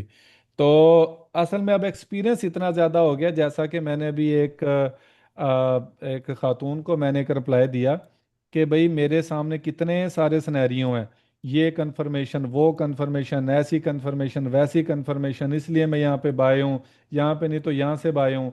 तो इसका मतलब यह है कि मुझे अगर अपना टारगेट क्लियर है ना कि मैंने जाना यहाँ तक है, तो फिर उस रास्ते के अंदर बनने वाला एडवांस्ड एसएमसी का ऑर्डर ब्लॉक भी काम करेगा। अब जैसा कि मान लीजिए आप लोगों को शायद पता है या नहीं पता, ये एडवांस्ड एसएमसी का ऑर्डर ब्लॉक है, ये वाला, ठीक है। ये आईसीटी का भी है लेकिन ये एडवांस्ड एसएमसी का भी है, काम कर रहा है। तो मैं इसको मार्क करूंगा, क्यों नहीं करूंगा, और आप मुझे देखेंगे और ये काम करता हुआ आपको नजर भी आएगा। तो it depends on your experience कि आप कौन सी चीज़ कहाँ पे इस्तेमाल कर रहे हैं। तो जैसा कि एग्जांपल मैं आपको एक मिसाल देता हूँ अपने स्टूडेंट को। मान लीजिए कि आप एक कारपेंटर हैं, तो आपके पास मुख्तलिफ टूल्स हैं, आपके पास हथौड़ी भी है, आरी भी है, कैंची भी है। तो अगर आप कील ठोकने के लिए आप आरी तो इस्तेमाल नहीं ना करेंगे, आप हथौड़ा इस्तेमाल करेंगे। और लकड़ी काटने के लिए आप हथौड़े का इस्तेमाल नहीं करेंगे, आप आरी का करेंगे। तो ये फॉरेक्स के जितने order block, fair value gap, आपके स्विंग लेवल्स, आपकी ट्रेंड लाइन, आपकी रेड ग्रीन कैंडल्स, ये सारे के सारे आपके टूल्स हैं। तो आपको पता होना चाहिए कि आप बना क्या रहे हैं, एग्जाम्पल आपका टारगेट क्या है और आपने कौन सी चीज़ कहाँ पे इस्तेमाल करनी है। तो आपको टूल्स इस्तेमाल करने आने चाहिए। एसएमसी के हैं, आईसीटी के हैं, no problem, does not matter. ठीक है सर, बस मेरा यही हेलो क्वेश्चन था, सर। Thank you. जी जी। हेलो सर, मैं देवदत्त बोल रहा हूँ इंडिया से। जी देवदास, कैसे हैं? सर नमस्ते। सर मैं आपका चैनल फॉलो करता हूँ 2 महीने से। पर सर माशाल्लाह। आपका वो, आप सबने तो सब कुछ पूछ लिया है क्वेश्चन। मुझे सर बस वो आपका मेंबरशिप का वीआईपी चैनल ज्वाइन करना था। पर आपका सर वो यूएसडीटी में ज्वाइन करने के लिए है, मुझे इतना मालूम नहीं है सर। जो जो आईएनआर में कैसे पेमेंट करना है, अगर वो ऑप्शन रहता तो नहीं, इस मैं। सिलसिले में मैं आपकी कोई हेल्प नहीं कर सकता। इंडिया से पाकिस्तान के लिए किसी किस्म का कोई मामला नहीं है। तो बस इतना ही, उसमें मैं आपकी हेल्प नहीं कर सकता, वो आपको खुद ही रास्ते तलाश करने हैं। इस तरह के क्वेश्चन व्हाट्सएप पे पूछते हैं अल्लाह के बंदे, ये मैंने लाइव देना है। ठीक है, आप अपना बहुत सारा ख्याल रखिए, बड़ा मज़ा आया। होप्स हो कि आप इस वेबिनार को सारी ज़िंदगी याद करेंगे और एंजॉय करेंगे। मैंने अपनी तरफ से कोशिश की कि आप लोगों को कंसेप्ट अच्छे से समझा दूं। अपना बहुत सारा ख्याल रखिएगा। इंशाल्लाह तो अब लाइव स्ट्रीमिंग के अंदर मुलाकात होगी। अल्लाह हाफिज़। अल्लाह हाफिज़।